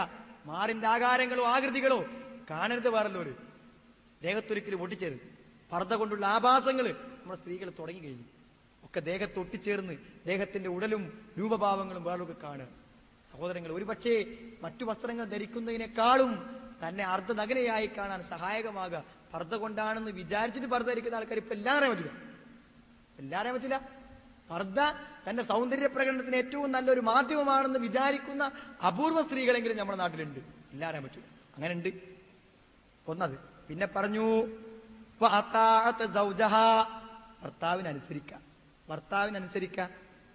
ഭർത്താവിനനുസരിക്കും ചെയ്താൽ കീലലഹ, അവളോട് നാളെ പരലോകത്ത് നിന്ന് പറയപ്പെടും അത്രേ, ഉദ്ഖുലി അൽ ജന്ന, സ്വർഗത്തേക്ക് കേറിക്കോ, മിൻ അയ്യി അബ്വാബിൽ ജന്നത്തി ശിഅ്തി, നിനക്ക് ഏത് സ്വർഗത്തിന്റെ വാതിലാണോ നിനക്കിഷ്ടം ആ വാതിലിലൂടെ നിനക്ക് എന്ത് ചെയ്യാൻ പറ്റും, സ്വർഗത്തിലേക്ക് പ്രവേശിക്കാൻ പറ്റും എന്നാണ് സഹോദരൻ. എത്ര നല്ല, ഞാൻ ഈ പറഞ്ഞ മാതിരി ഒരു നല്ല ദാമ്പത്യവും കിട്ടും, സ്വർഗവും കിട്ടും. അല്പം ക്ഷമിച്ചും സഹിച്ചും മുന്നോട്ട് പോയാൽ എന്താ സഹോദരൻ, പറഞ്ഞത് അനുസരിക്കുക, ആരാകും നിർവഹിക്കുക. ഭർത്താവിന് ഏറ്റവും അധികം സന്തോഷം നമ്മളെ കാണുമ്പോൾ ആവുക. അങ്ങനെയൊക്കെ ആക്കിയാൽ നമ്മുടെ കുട്ടികൾക്ക് നല്ലത്, നമ്മുടെ ജീവിതത്തിന് നല്ലത്, നാളെ പരലോകത്തേക്ക് നല്ലത്. എന്തിന്റെ പേരിൽ അതൊക്കെ ഉടക്കി നിൽക്കണമെന്ന് നമ്മളൊക്കെ ആലോചിച്ചാൽ മതി. ചെറിയൊരു കിബിറ്, ചെറിയൊരു മനസ്സിന്റെ സങ്കുചിതത്വം, ചെറിയൊരു താല്പര്യം, എന്നോ പറഞ്ഞു പോയൊരു വാക്ക്, പ്രവൃത്തി, ഇതൊക്കെയാണ് നമ്മൾ. അതേപോലെ ഭർത്താക്കന്മാർക്ക് കടമുണ്ട്, ഭർത്താക്കന്മാർക്ക് നല്ല കടമുണ്ട് സഹോദരങ്ങളെ. ഇന്ന അഹക്ക ശുറൂത്ത് അൻ തുഫു ബിഹി മസ്തഹ്ലൽതും ബിഹിൽ ഫുറൂജ്, വിവാഹത്തിലൂടെ അവരുടെ ഗുഹ്യസ്ഥാനങ്ങൾ നിങ്ങൾക്ക് അനുവദിക്കപ്പെട്ടു എന്നത് തന്നെ എല്ലാ ബാധ്യതകളും നിർവഹിക്കുവാനുള്ള ഏറ്റവും വലിയ നിമിത്തമാകുന്നതാണ്. ഒരു സ്ത്രീയെ, ഒരു അന്യ സ്ത്രീയെ അള്ളാഹു നമുക്ക് അനുവദിച്ചു തന്നു എന്ന ഒറ്റ കാരണത്താൽ ആ സ്ത്രീയോട് ഏറ്റവും മാന്യമായി പെരുമാറുവാനും ഏറ്റവും വലിയൊരു കരാറിന്റെ അടിസ്ഥാനത്തിൽ അത് അനുവദനീയമാവുള്ളൂ, അല്ലെ? അത്രയും വലിയൊരു കരാർ ഉണ്ടാവുകൊണ്ടാണ് അത് അനുവദനീയമായത്. അതുകൊണ്ട് അത് അനുവദനീയമാക്കാവുന്ന ഒരു കരാറിൽ ഏർപ്പെട്ടു എന്ന നിലക്ക് തന്നെ വലിയ ഉത്തരവാദിത്വം ഒരു സ്ത്രീയോട് പെരുമാറുന്നതിൽ ഒരു പുരുഷനുണ്ടെന്നാണ് സഹോദരങ്ങൾ. അവൾ എപ്പോഴെങ്കിലും ഒന്ന് വേദനിച്ചാൽ നമ്മളെ കാരണം കൊണ്ട് നമ്മോട് ചോദിക്കും, അത് ചോദിക്കാതെ ഇത് ന്യായമായും നമ്മുടെ അപാകത കൊണ്ടാവാൻ പറ്റൂല. പരസ്പരം ന്യായങ്ങൾ പറഞ്ഞിട്ടല്ല, ഇത് യാഥാർത്ഥ്യം അങ്ങനെ ആയിരിക്കും. അവളുടെ പരലോകത്ത് ഏതെങ്കിലും ഒരു നന്മയ്ക്ക് നമ്മളെ കൂടെ തടസ്സം വരാം. നല്ലോണം ശ്രദ്ധിക്കണമെങ്കിൽ തടസ്സം വരും. ഒരു പെണ്ണിന്റെ ദീനിന് നമ്മളെ കൂടെ തടസ്സം വരും. സുന്നത്ത് നോമ്പ് കൊടുക്കണേ ഭർത്താവിന് അനുവാദം വേണമെന്നാണ്. ഒരു ഭർത്താവ് ഒരു കാര്യത്തിന് പോണ്ടാന്ന് നിർബന്ധം പറഞ്ഞു കഴിഞ്ഞാൽ ചിലപ്പോൾ ബുദ്ധിമുട്ടായിത്തീരും. അങ്ങനെ എത്രയോ അവസരങ്ങൾ നമ്മുടെ ഭാര്യമാർക്ക് നിഷേധിക്കപ്പെട്ടോ, അല്ലെ? ഈ ഖുർആൻ ക്ലാസ്സിന് നമ്മൾ പോരുമ്പോ നീ പോരൊന്നും വേണ്ട, നിങ്ങൾ അങ്ങനെ ഖുർആൻ ക്ലാസ്സൊന്നും കേൾക്കണ്ടെന്ന് ഒരാൾ പറഞ്ഞാൽ അയാൾക്ക് ഇവിടെ കൊണ്ടുവരാൻ സൗകര്യം ഉണ്ടെങ്കിൽ അയാൾ വലിയൊരു തെറ്റന്നെയാണ് ചെയ്ത്, സംശയമൊന്നുമില്ല കാര്യം. നമ്മളെ കൊണ്ട് നമ്മുടെ അധികാരങ്ങളും നമ്മളോടുള്ള ബഹുമാനവും അവർക്ക് നന്മ തടയാൻ കാരണമായി കൂടെ എന്നുള്ള ഏറ്റവും ശ്രദ്ധിക്കുക. അതേമാതിരി ഉത്തരവാദിത്വം നിർവഹിക്കുക. ഉമ്മു ദർദാ പറഞ്ഞത്, ഞാൻ ആർക്ക് വേണ്ടിയാ കുളിക്കണ്, ഞാൻ ആർക്ക് വേണ്ടിയാണ് മുടി വാരുന്നത്, ആർക്ക് വേണ്ടിയാണ് ഒരുങ്ങുന്നത്, മൂപ്പർക്ക് എപ്പോഴും നിസ്കാരമാണ്, എപ്പോഴും നിസ്കാരമാണ്, രാത്രി നിസ്കാരം, പകൽ നിസ്കാരം, എപ്പോഴും നിസ്കാരം എന്ന് ചോദിച്ച പോലെ സഹോദരങ്ങൾ, അങ്ങനത്തെ അവസ്ഥ എന്താണ്? നമുക്ക് ജോലി ഉണ്ടാവും, തിരക്കുണ്ടാവും, കച്ചവടം ഉണ്ടാവും, ഒക്കെ ഉണ്ടാവും. എല്ലാറ്റിന്റെയും ഇടയിൽ അവർക്കുള്ള സമയം ഏതാണോ അത് അനുവദിച്ചു കൊടുക്കണം. പക്ഷെ എല്ലാ സമയവും കൂടെ ഉണ്ടാകണമെന്ന് പറയുന്നതിൽ എന്താ അർത്ഥം? അതിന് സമയമുണ്ട്, ആ സമയവും സന്ദർഭങ്ങളിലും ഇടപെടണം, അത്രേ ഉള്ളൂ. ഒരു ഭർത്താവ് വീടിന്റെ കാര്യങ്ങൾ ശ്രദ്ധിക്കാനും വേണ്ടി മാത്രം നിൽക്കണം എന്ന് പറയാൻ പറ്റും. അയാളുടെ വ്യവഹാരങ്ങളുണ്ട്, കച്ചവടങ്ങളുണ്ട്, ഇസ്ലാമിക പ്രബോധന പ്രവർത്തനം, ഇതൊക്കെ നിർവഹിക്കണ്ടേ? അതൊക്കെ നിർവഹിക്കാൻ പറ്റുന്ന അവസ്ഥയിൽ ഉള്ളൊരു സാവകാശവും സ്വാതന്ത്ര്യവും കിട്ടും. ആകെ ഒരൊറ്റ വിചാരണയേ ഉള്ളൂ വീട്ടിൽ. എന്താ വിചാരണ? എവിടുക്കാ പോയത്, എന്താ നേരം വൈകിയത്? സഹോദരങ്ങളെ, നമ്മുടെ ഭർത്താവ് കള്ള് ഷാപ്പിലായിരുന്നു, അത് ഓവുപാലത്തിലായിരുന്നു, ബസ് സ്റ്റോപ്പിലായിരുന്നു, അല്ല, അയാൾ എന്തോ ഒരു നല്ല കാര്യം ചെയ്യാൻ പോയി. പക്ഷെ ആ നല്ല കാര്യം ചെയ്യാൻ വരുമ്പോഴും രാത്രി സമയത്ത് വീട്ടിലെത്തുന്നു, നമ്മുടെ കാര്യങ്ങൾ ശ്രദ്ധിക്കുന്നു. അങ്ങനെ ഉണ്ടെങ്കിൽ പറ്റും. നിങ്ങൾ എവിടെ ഇരുന്നു? കുട്ടി നോക്കാൻ ആളിനല്ല, കുട്ടി നോക്കേണ്ടത് അവൻ തന്നെയാണ്. ഭർത്താവ് നോക്കാമല്ല, ഭർത്താവിന് നോക്കാം, വീട്ടു ജോലികളൊക്കെ ചെയ്യാം, എല്ലാത്തിലും സഹകരിക്കാം. പക്ഷെ എല്ലാറ്റിലും സഹകരിക്കുമ്പോൾ എന്ത് തരും? അവനും ചെയ്യേണ്ട കാര്യങ്ങൾ വരുമ്പോൾ ആ കാര്യവും ഭാരവും അവർ ഏൽക്കേണ്ടി വരും. വീട്ടിലാകുന്ന സമയത്ത് കാര്യങ്ങൾ ചെയ്യുന്ന പോലെയല്ല, എല്ലാം ഒഴിവാക്കി അതൊക്കെ ചെയ്യാൻ വേണ്ട കാര്യം. ഓരോന്നിന്റെ സമയവും സന്ദർഭവും നോക്കി അതിന്റെ കാര്യങ്ങൾ നിർവഹിക്കുന്ന അവസ്ഥ ഉണ്ടായില്ലെങ്കിൽ ബുദ്ധിമുട്ടായി പോകുന്നതാണ്. നോക്ക് നിങ്ങൾ, നീ ദീനിന്റെ പ്രബോധന രംഗം വേണമെങ്കിൽ തൽക്കാലം ആണ് കൂടി, ബാക്കി നോക്കി നിങ്ങൾ. കച്ചവടക്കാരനായ ഭർത്താവിനെ എപ്പോഴും വീട്ടിലുണ്ടാണെന്ന് നിർബന്ധിച്ചാൽ രാത്രി 8:30 ആകുമ്പോഴേക്കും വീട്ടിലെത്തണമെന്ന് ഭർത്താവിനോട് പറഞ്ഞാൽ, അല്ലെ, രാവിലെ 9:45 പോകാൻ പറ്റുള്ളൂ പറഞ്ഞാൽ എന്താ കാരണം? വീട്ടിൽ കുട്ടീനെ എനിക്ക് ഒറ്റയ്ക്ക് നോക്കാൻ പറ്റില്ല, ജോലിക്ക് ഒറ്റയ്ക്ക് എടുക്കാൻ പറ്റില്ല എന്ന് പറഞ്ഞാൽ അത് പറയും. അതാരും പറയണ്ട, ഒരൊറ്റ സ്ത്രീയും പറയണ്ട നമ്മുടെ നാട്ടിൽ. കച്ചവടത്തിന് വേണ്ടി പോകുന്ന ആളോട്, ഗൾഫിൽ പോകുന്ന ആളോട് നിങ്ങൾ പോയാൽ ഞാൻ എന്താ കാട്ട ചോദിക്കണില്ല. കാരണം അയാൾ സാമ്പത്തികമാണ് കൊണ്ടു. എന്നാൽ ദീനിന്റെ കാര്യങ്ങളിൽ അല്പസമയം അങ്ങോട്ടും ഇങ്ങോട്ടും ഒക്കെ പോയാൽ പലപ്പോഴും നമ്മുടെ സഹോദരിമാർ പറയും, എങ്ങിട്ടാ പോണേ, എന്താ പോണത്, ഒരിക്കൽ എപ്പോഴും അവിടെ ഉണ്ടാകില്ല എന്നൊക്കെ ചോദിക്കും. സഹോദരങ്ങളെ, അല്ല അതുല്ലുക്കും അല്ല തിജാറത്തിന് തുഞ്ചീക്കും പിന്നെ അതാവില്ലയും, രണ്ടും കച്ചവടം തന്നെയാണ്. ഒന്ന് നരകത്തിൽ നിന്ന് മോചിപ്പിക്കാനുള്ള കച്ചവടം, ഒന്നോ ദുര്യാവിന്റെ ദുരിതങ്ങളിൽ നിന്ന് നീങ്ങാനുള്ള കച്ചവടം. രണ്ട് കച്ചവടത്തിന് സമയം വേണം, മെനക്കെട് വേണം. വിചാരിച്ച സമയത്ത് ഉണ്ടാകാൻ പറ്റൂല, വിചാരിക്കാത്ത സമയത്ത് പോകേണ്ടി വരും, വിചാരിച്ചതിനേക്കാൾ നേരത്തെ ചിലപ്പോൾ എത്തിന്ന് വരും. ചിലപ്പോൾ അങ്ങനത്തെ സാഹചര്യങ്ങളോട് കൂടെ നമ്മൾ സഹകരിച്ചാൽ എന്തുണ്ടാവും അറിയോ? നിങ്ങളുടെ ഭർത്താവ് ദീനിന്റെ ഒരു കാര്യത്തിന് വേണ്ടി ഇറങ്ങി പുറപ്പെടുമ്പോൾ നല്ല വാക്ക് പറഞ്ഞ് അയാൾക്ക് മഞ്ഞു കൊള്ളാതിരിക്കാൻ തലയിലേക്ക് തൊപ്പിയും അതേപോലെ തന്നെ കാല് മണൽ തട്ടാതിരിക്കാൻ ചെരുപ്പ് എടുത്ത് കൊടുത്തിട്ട് പോയി വരിയെന്ന് പറഞ്ഞാൽ പോയിന്റെ ഒരു കൂലി നമുക്ക് കിട്ടും. അല്ലെങ്കിൽ എന്താ ഉണ്ടാകുക, പോക്ക് എന്തായാലും നടക്കും ചെയ്യും, ആ കൂലി നമുക്ക് കിട്ടൂല. അതാ കാര്യം. നല്ല നിലക്ക് പറഞ്ഞാൽ ഞാൻ ഒരാൾ രാത്രി സമയത്ത് ഉറങ്ങുമ്പോൾ അയാൾക്ക് കുട്ടികളെയും ഭാര്യനൊക്കെ ഓർമ്മ വന്നു. നല്ലൊരു പണ്ഡിതനാണ്. അപ്പൊ അയാൾ രാത്രി ഉറങ്ങുന്ന സമയത്ത് പറഞ്ഞു, ഞാൻ പോരുമ്പോ ഇതാ എനിക്ക് വേണ്ട പൗഡറും രാവിലെ തോർത്തും മുണ്ടും പേസ്റ്റും ഒക്കെ നിറച്ച് അവൾ വെച്ച് തന്ന് സന്തോഷത്തോടെ പറഞ്ഞു. അപ്പൊ എനിക്ക് തോന്നുന്നത് ഇന്നത്തെ ഖുർആൻ ക്ലാസ്സിന് ഇന്നെക്കാളും കൂലി ഓൾക്കേക്കാരോ എന്ന് അതിന്റെ സംശയം എന്നാണ്. അങ്ങനെയാണ് ഒരു ഭർത്താവ് വിചാരിക്കുന്നതെങ്കിൽ ഏത് നന്മക്കുമുള്ള പിന്തുണക്ക് നമുക്ക് നന്മ കിട്ടും. അതിനൊക്കെ എതിരെ ആരപണിയുന്നവരും എതിർ പ്രകടിപ്പിക്കുന്നവരും ഒക്കെ ആണെങ്കിൽ എന്ത് ചെയ്യുന്നവരും അതിനൊന്നും ഒരു വിഹിതം ഉണ്ടാവില്ല. ദുനിയാവെന്ന് പോണതൊക്കെ പോവുകയും ചെയ്യും. സഹോദരങ്ങളെ ചിന്തിക്കുക. തിരിച്ചും മറിച്ചൊക്കെ ആലോചിക്കുമ്പോൾ ദീനിന്റെ കാര്യങ്ങളും മറ്റു കാര്യങ്ങളൊക്കെ അതിന്റെ മഹത്വത്തോടെ പരിഗണിക്കണം എന്നാണ്. ഞാൻ അവസാനിപ്പിക്കേണ്ട സമയമായിട്ടുണ്ട്. ഓരോ വാക്കുകളിൽ ബാക്കി കാര്യങ്ങളോട് ഞാൻ പറയാം. ഒന്ന്, നമ്മുടെ കുട്ടികളോടുള്ള പെരുമാറ്റം വളരെ വിശാലമായി പറയണമെന്ന് വിചാരിച്ച കാര്യങ്ങളാണ്. ഇൻഷാ അല്ലാഹ് എനിക്ക് ആയുസ്സുണ്ടെങ്കിൽ നിങ്ങളോട് എപ്പോഴും സംസാരിക്കാൻ അവസരം കിട്ടുന്നത് കൊണ്ടും ഞാൻ എല്ലാ കാര്യങ്ങളും സംക്ഷിപ്തമായി പറയാൻ ഒരു ക്ലാസ്സും കൂടി ഇവിടെ നടക്കാനുണ്ട്. ഒന്ന്, കുട്ടികളോടുള്ള പെരുമാറ്റം. കുട്ടികളുടെ പെരുമാറ്റത്തെ കുറിച്ച് പറയുമ്പോൾ അനിവാര്യമായ ചില കാര്യങ്ങൾ മാത്രമാണ് ഞാൻ പറയുന്നത്. ഇപ്പൊ തരും പിശുക്കന്മാരുണ്ട്. കുട്ടിയാൾക്ക് വേണ്ടി ചെലവഴിക്കാത്ത പിശുക്കന്മാർ ധാരാളമായി ചെലവഴിക്കുന്ന ആളുകളുണ്ട്. അവരെ പറ്റി പറയേണ്ട ആവശ്യമില്ല. അവരും അപകടകാരികളാണ്. കുട്ടികൾക്ക് വേണ്ടി ചെലവഴിക്കാൻ മടിക്കുന്നവരും അപകടകാരികൾ. രണ്ടു കൂട്ടരും അപകടകാരികൾ. കണക്കില്ലാത്ത പണം കുട്ടികൾക്ക് കൊടുത്തിട്ട് കുട്ടികളെ നശിപ്പിക്കുന്ന ആളുകൾ ഏതായിരുന്നാലും അപകടമാണ് ചെയ്യുന്നത്. അതിലുപരി എന്താന്ന് വിചാരിച്ചാൽ പിശുക്കന്മാരായ പലപ്പോഴും ഇന്നത്തെ സമൂഹത്തിൽ അത് കാണുന്നുണ്ടെങ്കിലും ചില സ്ഥലങ്ങളിലൊക്കെ നമ്മളത് അനുഭവപ്പെടാം. കുട്ടികളെ വല്ലാതെ മാനസികമായി ബുദ്ധിമുട്ടിക്കുന്ന പ്രയാസപ്പെടുന്ന അവസ്ഥ. അങ്ങനെ ചെലവഴിക്കുമ്പോൾ ഒരു വേദന വേണ്ട. ആവശ്യന്റെ സഹോദരൻ, വേദന വേണ്ട. റസൂലുള്ളാഹി പറഞ്ഞു, നിങ്ങൾ കേട്ടോളൂ, ദീനാറുൻ അൻഫഖ്തഹു ഫീ സബീലി. അള്ളാന്റെ ഭാഗത്ത് നീ ഒരു ദീനാർ കൊടുത്തു, ഒരു സ്വർണ്ണ നാണയം കൊടുത്തു. ദീനാറുൻ അൻഫഖ്തഹു ഫീ റഖബത്തിൻ, ഒരടിമയെ മോചിപ്പിക്കാൻ വേണ്ടി വേറൊരു ദീനാർ ചെലവഴിച്ചു. വദീനാറുൻ തസദ്ദഖ്ത ബിഹി അലാ മിസ്കീനിൻ, ഒരു പാവപ്പെട്ടവനൊരു ദീനാർ കൊടുത്തു. വദീനാറുൻ അൻഫഖ്തഹു അലാ അഹ്ലിക, നിന്റെ കുടുംബത്തിന് വേണ്ടി നീ ഒരു ദീനാർ ചെലവഴിച്ചു. എന്നാൽ അതിലേറ്റവും ഉത്തമമായ ദീനാറ് നീ നിന്റെ കുടുംബത്തിന് വേണ്ടി കൊടുത്തതാണ് എന്നാണ്. എങ്ങനെയുണ്ട്? അള്ളാന്റെ മാർഗത്തിന് കൊടുത്ത പൈസനേക്കാളും അതേപോലെ തന്നെ നമ്മള് അടിമനെ മോചിപ്പിക്കാൻ കൊടുത്ത പണത്തെക്കാളും മിസ്കീന് കൊടുത്ത പണത്തെക്കാളും പഠിച്ചോണത്ത് കൂടിയുള്ള ദീനാരോ നമ്മളെ മക്കൾക്ക് കൊടുത്താണ്. മക്കൾക്ക് വേണ്ടി ചെലവാക്കുന്ന കാര്യം നമ്മൾ വിഷമിക്കേണ്ടതില്ല. പക്ഷെ ഏറ്റവും പ്രധാനമുള്ളതരും നീതി കാണിക്കണം. നിങ്ങൾ ആലോചിക്കുക, നമുക്കൊക്കെ വാപ്പയും ഉണ്ടായിരുന്നല്ലോ. നമ്മളൊക്കെ വാപ്പയമ്മയും നമ്മളോട് എപ്പോഴെങ്കിലും അനീതി കാണിച്ചിട്ടുണ്ട് എന്ന് നമ്മളെ മനസ്സിൽ തോന്നിയാൽ എന്തായിരിക്കും അവസ്ഥ? ഇത് നമ്മളെ കുട്ടിയൊക്കെ തോന്നും. മനസ്സിന്റെ കോണിനുള്ളിൽ എവിടെയെങ്കിലും ഒരു കുട്ടിയോട് ഒരല്പം സ്നേഹം അധികം തോന്നി എന്ന് വരാം. അത് ചിലപ്പോൾ ഒരു മനസ്സിന്റെ സ്വാഭാവികതയാവാം. കൂടുതൽ പെരുമാറാൻ അവസരം കിട്ടിയ കുട്ടികൾ, കൂടുതൽ അടുത്ത് പെരുമാറുന്ന ഒരു അവസ്ഥ ഉണ്ടായ കുട്ടികൾ, ചിലപ്പോൾ ചില പെരുമാറ്റ വ്യത്യാസങ്ങൾ അതൊക്കെ ചിലപ്പോൾ ഉണ്ടായേക്കാം. ചിലപ്പോൾ അല്പം വൈകല്യമുള്ള കുട്ടികളാണെങ്കിൽ അവിടെ പ്രത്യേക സ്നേഹം തോന്നാം. ഇതൊക്കെ ഉണ്ടാവും. പക്ഷെ വിവേചനം ഒരിക്കലും പാടില്ല. ഒരിക്കലും വിവേചനം. ആ വിവേചനത്തിന് നിങ്ങൾ കടുത്ത വില നൽകേണ്ടി വരും. യാവലും ആഹ്റം. അനീതി, ഒരു പേന പോലും, ഒരു മിഠായി പോലും മറ്റൊരു കുട്ടിക്ക് നീതി നിഷേധിക്കപ്പെട്ടു എന്ന് തോന്നുമ്പോൾ കൊടുക്കാൻ പറ്റും. ഇത് വളരെ ശ്രദ്ധിക്കേണ്ട ഒരു കാര്യമാണ്. നബിന്റെ അടുക്കൽ ഒരാൾ വന്നിട്ട് പറഞ്ഞു, ഇന്നി നഹൽതു ഇബ്നി ഹാദാ, എന്റെ ഈ കുട്ടിക്ക് ഞാനൊരു സമ്മാനം കൊടുത്തിട്ടുണ്ട് നബിയെ എന്നാണ്. കാല, അപ്പോ നബി സല്ലല്ലാഹു അലൈഹി വസല്ലം ചോദിച്ചു, അക്കുല്ല ബനി, എല്ലാ കുട്ടികൾക്കും കൊടുത്തോ നീ? കാല, അപ്പൊ ഇല്ലാന്ന് പറഞ്ഞപ്പോ കാല ദിരൂഫി ഔലാദിക്കും, കുട്ടികളോട് നിങ്ങൾ നീതി കാണിക്കണം. ഒരു സമ്മാനം കൊടുക്കുമ്പോൾ എല്ലാ കുട്ടികൾക്കും കൊടുക്കണം. എന്നിട്ട് പറയുന്നു, എന്താ എല്ലാ കൊടുക്കും, ഫലാ തുഷ്ഹിദൂനി അലാ ജൗരിൻ, ഒരു അക്രമത്തിന് നിങ്ങൾ എന്നെ സാക്ഷിയാക്കരുത്. ഇപ്പൊ കുട്ടിക്കൊരു സമ്മാനം കൊടുത്തു എന്നോട് വന്ന് പറയാം, ഞാൻ ആന്നും പറഞ്ഞാൽ ഞാൻ സമ്മതിച്ചു എന്നായാലോ, എന്നെ സാക്ഷിയാക്കാൻ എല്ലാവർക്കും കൊടുക്കണം. സഹോദരങ്ങൾ, ഇത് വളരെ പ്രധാനം. ഡ്രസ്സ് എടുക്കുമ്പോൾ എന്താണ്, കുട്ടികൾക്കൊക്കെ ഡ്രസ്സ് എടുക്കുമ്പോൾ എന്ത് ചെയ്യുമ്പോഴും നമ്മൾ അവരുടെ ഒരു അവഗണന തോന്നിയെന്ന് വരാതിരിക്കാൻ സാധിക്കും. അത് പിന്നെ അവിടെ മനസ്സിൽ വലിയ പ്രശ്നങ്ങളുണ്ടാവും. അതേപോലെ തന്നെ കുട്ടികൾക്ക് കൊടുക്കേണ്ട അവകാശം 2 കൊല്ലം മുതൽ കൊടുക്കണം. അത് ഉമ്മാരെ കടമയാണ്. 2 മാസം കഴിയുമ്പോഴേക്ക് തന്നെ കുപ്പി കൈ കൊടുത്തുകാണ്ട് കുട്ടികളെ എന്ത് ചെയ്യാം, അതൊക്കെ ആ കുട്ടിന്റെ അവകാശം നിഷേധിക്കപ്പെടും. ആ കുട്ടിന്റെ ഇഹലോകത്തെയും പരലോകത്തെയും ആവശ്യം ബുദ്ധിമുട്ടോ രോഗങ്ങളുള്ളതല്ലേ മതി.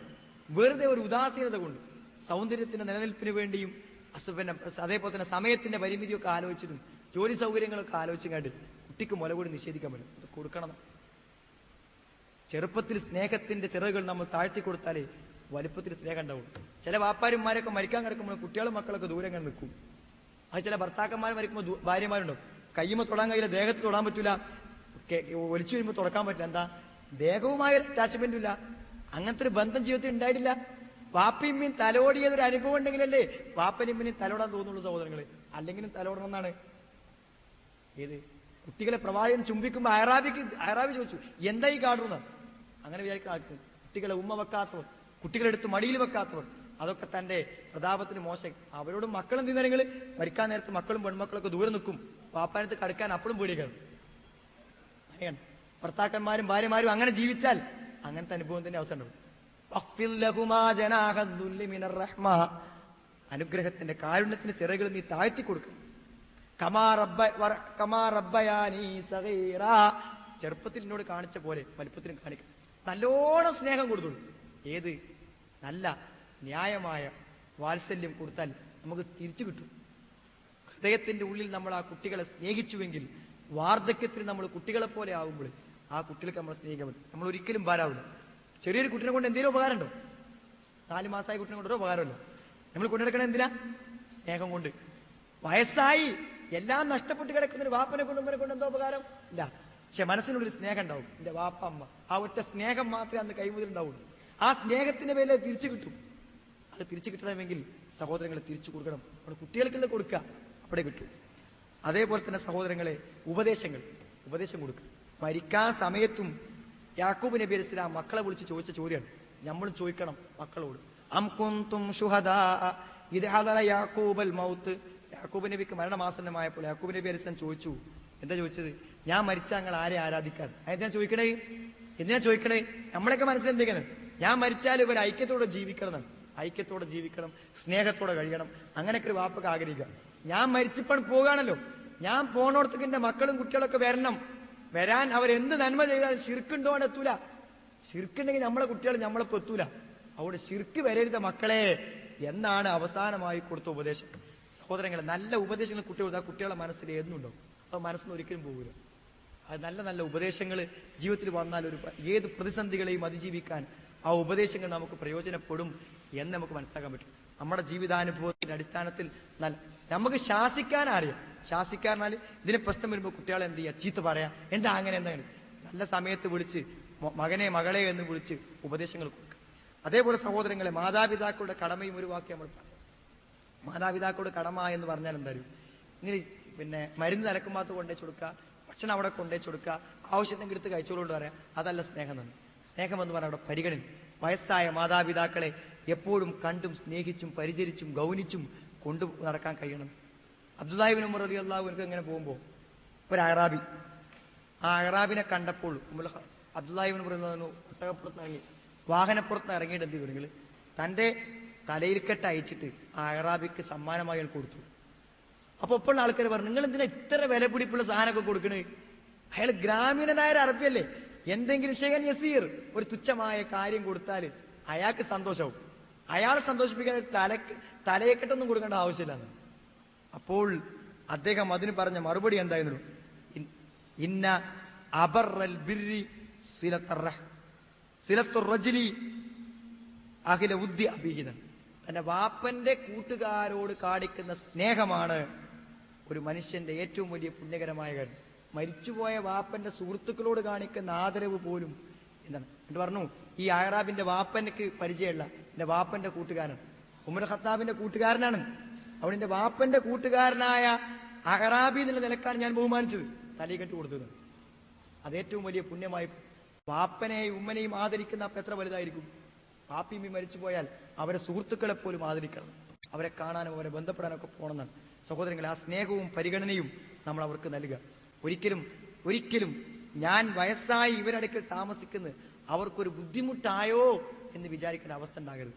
വാപ്പനെ എമ്മനെയോ വാർദ്ധക്യത്തോടുകൂടെ കിട്ടിയിട്ട് സ്വർഗത്തിൽ പോകാൻ പറ്റാത്തവന് പിന്നെ സ്വർഗത്തിൽ പോകാൻ പറ്റൂല എന്നാണ്. സ്വർഗത്തിൽ പോകാനുള്ള ഏറ്റവും വലിയൊരു സൗഭാഗ്യം ആർക്കാണ്? വയസ്സായ വാപ്പനെ ഇമ്മനെ അടുത്ത് കിട്ടിയവനാണ് സ്വർഗത്തിൽ പോകാൻ ഭാഗ്യം ലഭിച്ചവൻ. അത് നോക്കാൻ ഭാഗ്യം കിട്ടിയോ സ്വർഗത്തിൽ പോകാനാണ്. അത്രയും ശ്രേഷ്ഠമാണ് സഹോദരങ്ങൾ. അതേപോലെ ഞാൻ അവസാനിപ്പിക്കാം. അവസാനമായി എനിക്ക് പറയാനുള്ള ഉപദേശങ്ങൾ കൊടുക്കുക. എല്ലാവർക്കും നല്ല ഉപദേശങ്ങൾ കൊടുക്കുക. ഉപദേശങ്ങൾ ഏറ്റവും പ്രധാനപ്പെട്ട ഉപദേശം സഹോദരങ്ങൾ, എല്ലാ നാളിലും വിവാഹം കഴിക്കുന്ന പെൺകുട്ടിക്ക്, അതേപോലെ തന്നെ വിവാഹിതനാകുന്ന ചെറുപ്പക്കാരന്, വാപ്പക്ക്, ഉമ്മക്ക്, എല്ലാ ആളുകൾക്കും അന്യോന്യം ഉപദേശങ്ങൾ പരസ്പരം വതവാസൗ ഹക്ക് അത് നമ്മളാണ്. അത് നമ്മുടെ കുടുംബാന്തരീക്ഷത്തിൽ തിരിച്ചു വന്നാൽ നമ്മളൊക്കെ നന്നാവും. നമ്മളെ കുട്ടികളെ വിളിച്ച് മടിയിരുത്തി തലയിൽ കൈവച്ച് നല്ല ഉപദേശങ്ങൾ കൊടുക്കും. നിസ്കരിക്കാൻ പറയാ, മുമ്പുൽക്കാൻ പറയാ, ചീത്ത സ്വഭാവങ്ങളിൽ നിന്ന് പിൻവാങ്ങാൻ പറയാം, വാപ്പക്ക് ഉപദേശം കൊടുക്കുക, ഉമ്മക്ക് ഉപദേശം കൊടുക്കുക. സഹോദര, ഉപദേശങ്ങൾക്ക് വലിയ വലിയ സ്വാധീനങ്ങൾ ഹൃദയത്തിൽ ഉണ്ടാകാൻ പറ്റും. ആ ഉപദേശങ്ങൾ നമ്മൾ വിസ്മരിക്കാതിരിക്കും. ചോദിക്കുക, നമ്മളെ പെൺകുട്ടികൾ ശരിയല്ലാത്ത രൂപത്തിൽ ഡ്രസ്സ് കണ്ടാൽ ഡ്രസ്സ് വേണ്ട എന്ന് പറഞ്ഞ് നല്ലലക്ക് വിളിച്ച് ഒഴിവാക്കാം. മോനെ എടുത്ത് ഒഴിവാക്കുന്നതാണ് ഹസനോട് ഹുസൈനോട് പേരക്കുട്ടികളോട് റസൂലുള്ള. അതേപോലെ ഉപദേശിക്കാനും പറഞ്ഞു കൊടുക്കാനും സാധിക്കണം സഹോദരൻ. നല്ല ഉപദേശങ്ങൾ ഞാൻ പറഞ്ഞ, ആദ്യമായി വിവാഹത്തിന്റെ നാളുകളിൽ ആദ്യ ദിവസം ഭർത്താവ് നൽകുന്ന ഉപദേശം ഭാര്യ ശ്രദ്ധിച്ചു കേൾക്കും. അല്ലെ, വിവാഹത്തിന് തലേന്നാൾ വാപ്പ കൊടുക്കുന്ന ഉപദേശം, ഉമ്മ കൊടുക്കുന്ന ഉപദേശം, ഉമ്മ നല്ല ഉപദേശം കൊടുക്കും. നമ്മളെ മകളെ കെട്ടിക്കുമ്പോൾ തലേന്ന് വിളിച്ചിട്ട് എന്ത് ചെയ്യുക, കല്യാണമാണ്, നാളെ നീ വേറെ വീട്ടിൽ പോവുകയാണ്, അവിടെ ചെന്നാൽ എന്ത് ചെയ്യണം, അവിടുത്തെ അമ്മാനോട് എങ്ങനെ പെരുമാറണം, അതൊന്നും പറഞ്ഞു കൊടുത്തില്ലെങ്കിൽ ഉണ്ടാവില്ല. അതൊക്കെ പറഞ്ഞു കൊടുത്താൽ തന്നെ മനസ്സിലാവുള്ളൂ. അങ്ങനത്തെ കുടുംബാന്തരീക്ഷം നന്നായി പോണെങ്കിൽ പരസ്പരമുള്ള ഉപദേശങ്ങൾക്ക് അവസരങ്ങൾ കൊടുക്കുമ്പോൾ മാത്രമേ അത് പറ്റുള്ളൂ. അങ്ങനത്തെ ഉപദേശങ്ങൾ നമ്മൾ ഉണ്ടാക്കുമ്പോൾ ആ ഉപദേശം കൂടുതൽ ഫലപ്രദമാകും, ജീവിതത്തെ കൂടുതൽ സന്തോഷകരമായ അവസ്ഥയിലേക്ക് നയിക്കാൻ പറ്റുമെന്നാണ് സഹോദരങ്ങളെ. സ്വർഗവും നരകവും അള്ളാഹു സംവിധാനിച്ച രണ്ട് സംവിധാനങ്ങളാണ്. ഗർഭപാത്രത്തിൽ നമ്മൾ ഒറ്റയ്ക്ക് ജീവിച്ചു, ഇവിടെ നമ്മൾ ബന്ധുക്കളും കുടുംബങ്ങളായി ജീവിക്കും. ഇനി പരലോകത്തും ഒന്നിച്ചതിൽ ജീവിക്കും. ഉമ്മന്റെ ഗർഭപാത്രത്തിൽ ഇണയും തുണയുമില്ലാതെ നമ്മൾ കടന്നു ദുനിയാവിൽ വന്നു. ആരായിരിക്കും നമ്മുടെ ഉമ്മ, ആരായിരിക്കും നമ്മുടെ വാപ്പ നമുക്കറിയില്ല. എവിടെ വീട്, ഇവിടെ എല്ലാ ബന്ധുക്കളും കുടുംബങ്ങളും സഹകരിച്ചും സ്നേഹിച്ചും നമ്മൾ ഒന്നിച്ച് ജീവിച്ചു. നാട് വിട്ടു പോകാൻ നമുക്ക് തോന്നുന്നില്ല, പാപ്പനെയും ഇമ്മനെയും കൂട്ടുകുടുംബം വിട്ടു പോകാൻ തോന്നുന്നില്ല. എന്നാൽ നാളെ പരലോകത്തും ഒന്നിച്ച് കഴിയുമത്രേ. ആ ഒന്നിച്ച് കഴിയാൻ ഭാഗ്യം ലഭിക്കണമെങ്കിൽ ഇവിടെ ദിവസം ജീവിക്കണം. അല്ലെങ്കിൽ നരകത്തിന്റെ അഗ്നിജ്വാലകളിൽ നമ്മളെല്ലാവരും ചിതറിക്കിടക്കും. പാപ്പ സ്വർഗത്തിൽ, മകൻ നരകത്തിൽ, മകൾ നരകത്തിൽ. അങ്ങനെയുള്ള ഒരു ദുരവസ്ഥ എന്തുമാത്രം ഭയാനകമായിരിക്കുമെന്ന് ഓരോരുത്തരും ചിന്തിക്കാം. ആ വലിയ വലിയ വലിയ വെള്ളപ്പൊക്കത്തിൽ മകനെ കപ്പലിൽ കയറ്റാൻ കഴിയാതെ മകൻ മുങ്ങിച്ചാകുന്നത് കപ്പലിരുന്ന് കണ്ട നൂഹ് നബി അലൈഹിസ്സലാമിന്റെ വേദന സ്വർഗത്തിലിരുന്ന് പരലോകത്ത് വെച്ച് അനുഭവിക്കേണ്ടി വരുന്ന ദുരവസ്ഥ വരാതിരിക്കാൻ അൽഹഖനാ ബിഹിം ദുർരിയ്യത്തുഹും, മക്കളെ നമ്മളോടൊപ്പം ചേർത്ത് തരാൻ സഹോദരങ്ങളെ വിശുദ്ധമായ ഒരു ജീവിതം നയിക്കാൻ നമ്മൾ ഓരോരുത്തരും തയ്യാറാകണമെന്നാണ് ഓർമ്മപ്പെടുത്തുന്നത്. അള്ളാഹു നമ്മെ എല്ലാവരെയും അനുഗ്രഹിക്കുമാറാവട്ടെ. നമ്മുടെ കുടുംബങ്ങളിൽ നിന്ന് നമുക്ക് കൺകുളിർമ അള്ളാഹു പ്രദാനം ചെയ്യുമാറാവട്ടെ. اللهم اغفر للمؤمنين والمؤمنات ربنا تقبل منا انك انت السميع العليم وتب علينا انك انت التواب الرحيم ربنا آتنا في الدنيا حسنة وفي الآخرة حسنة وقنا عذاب النار.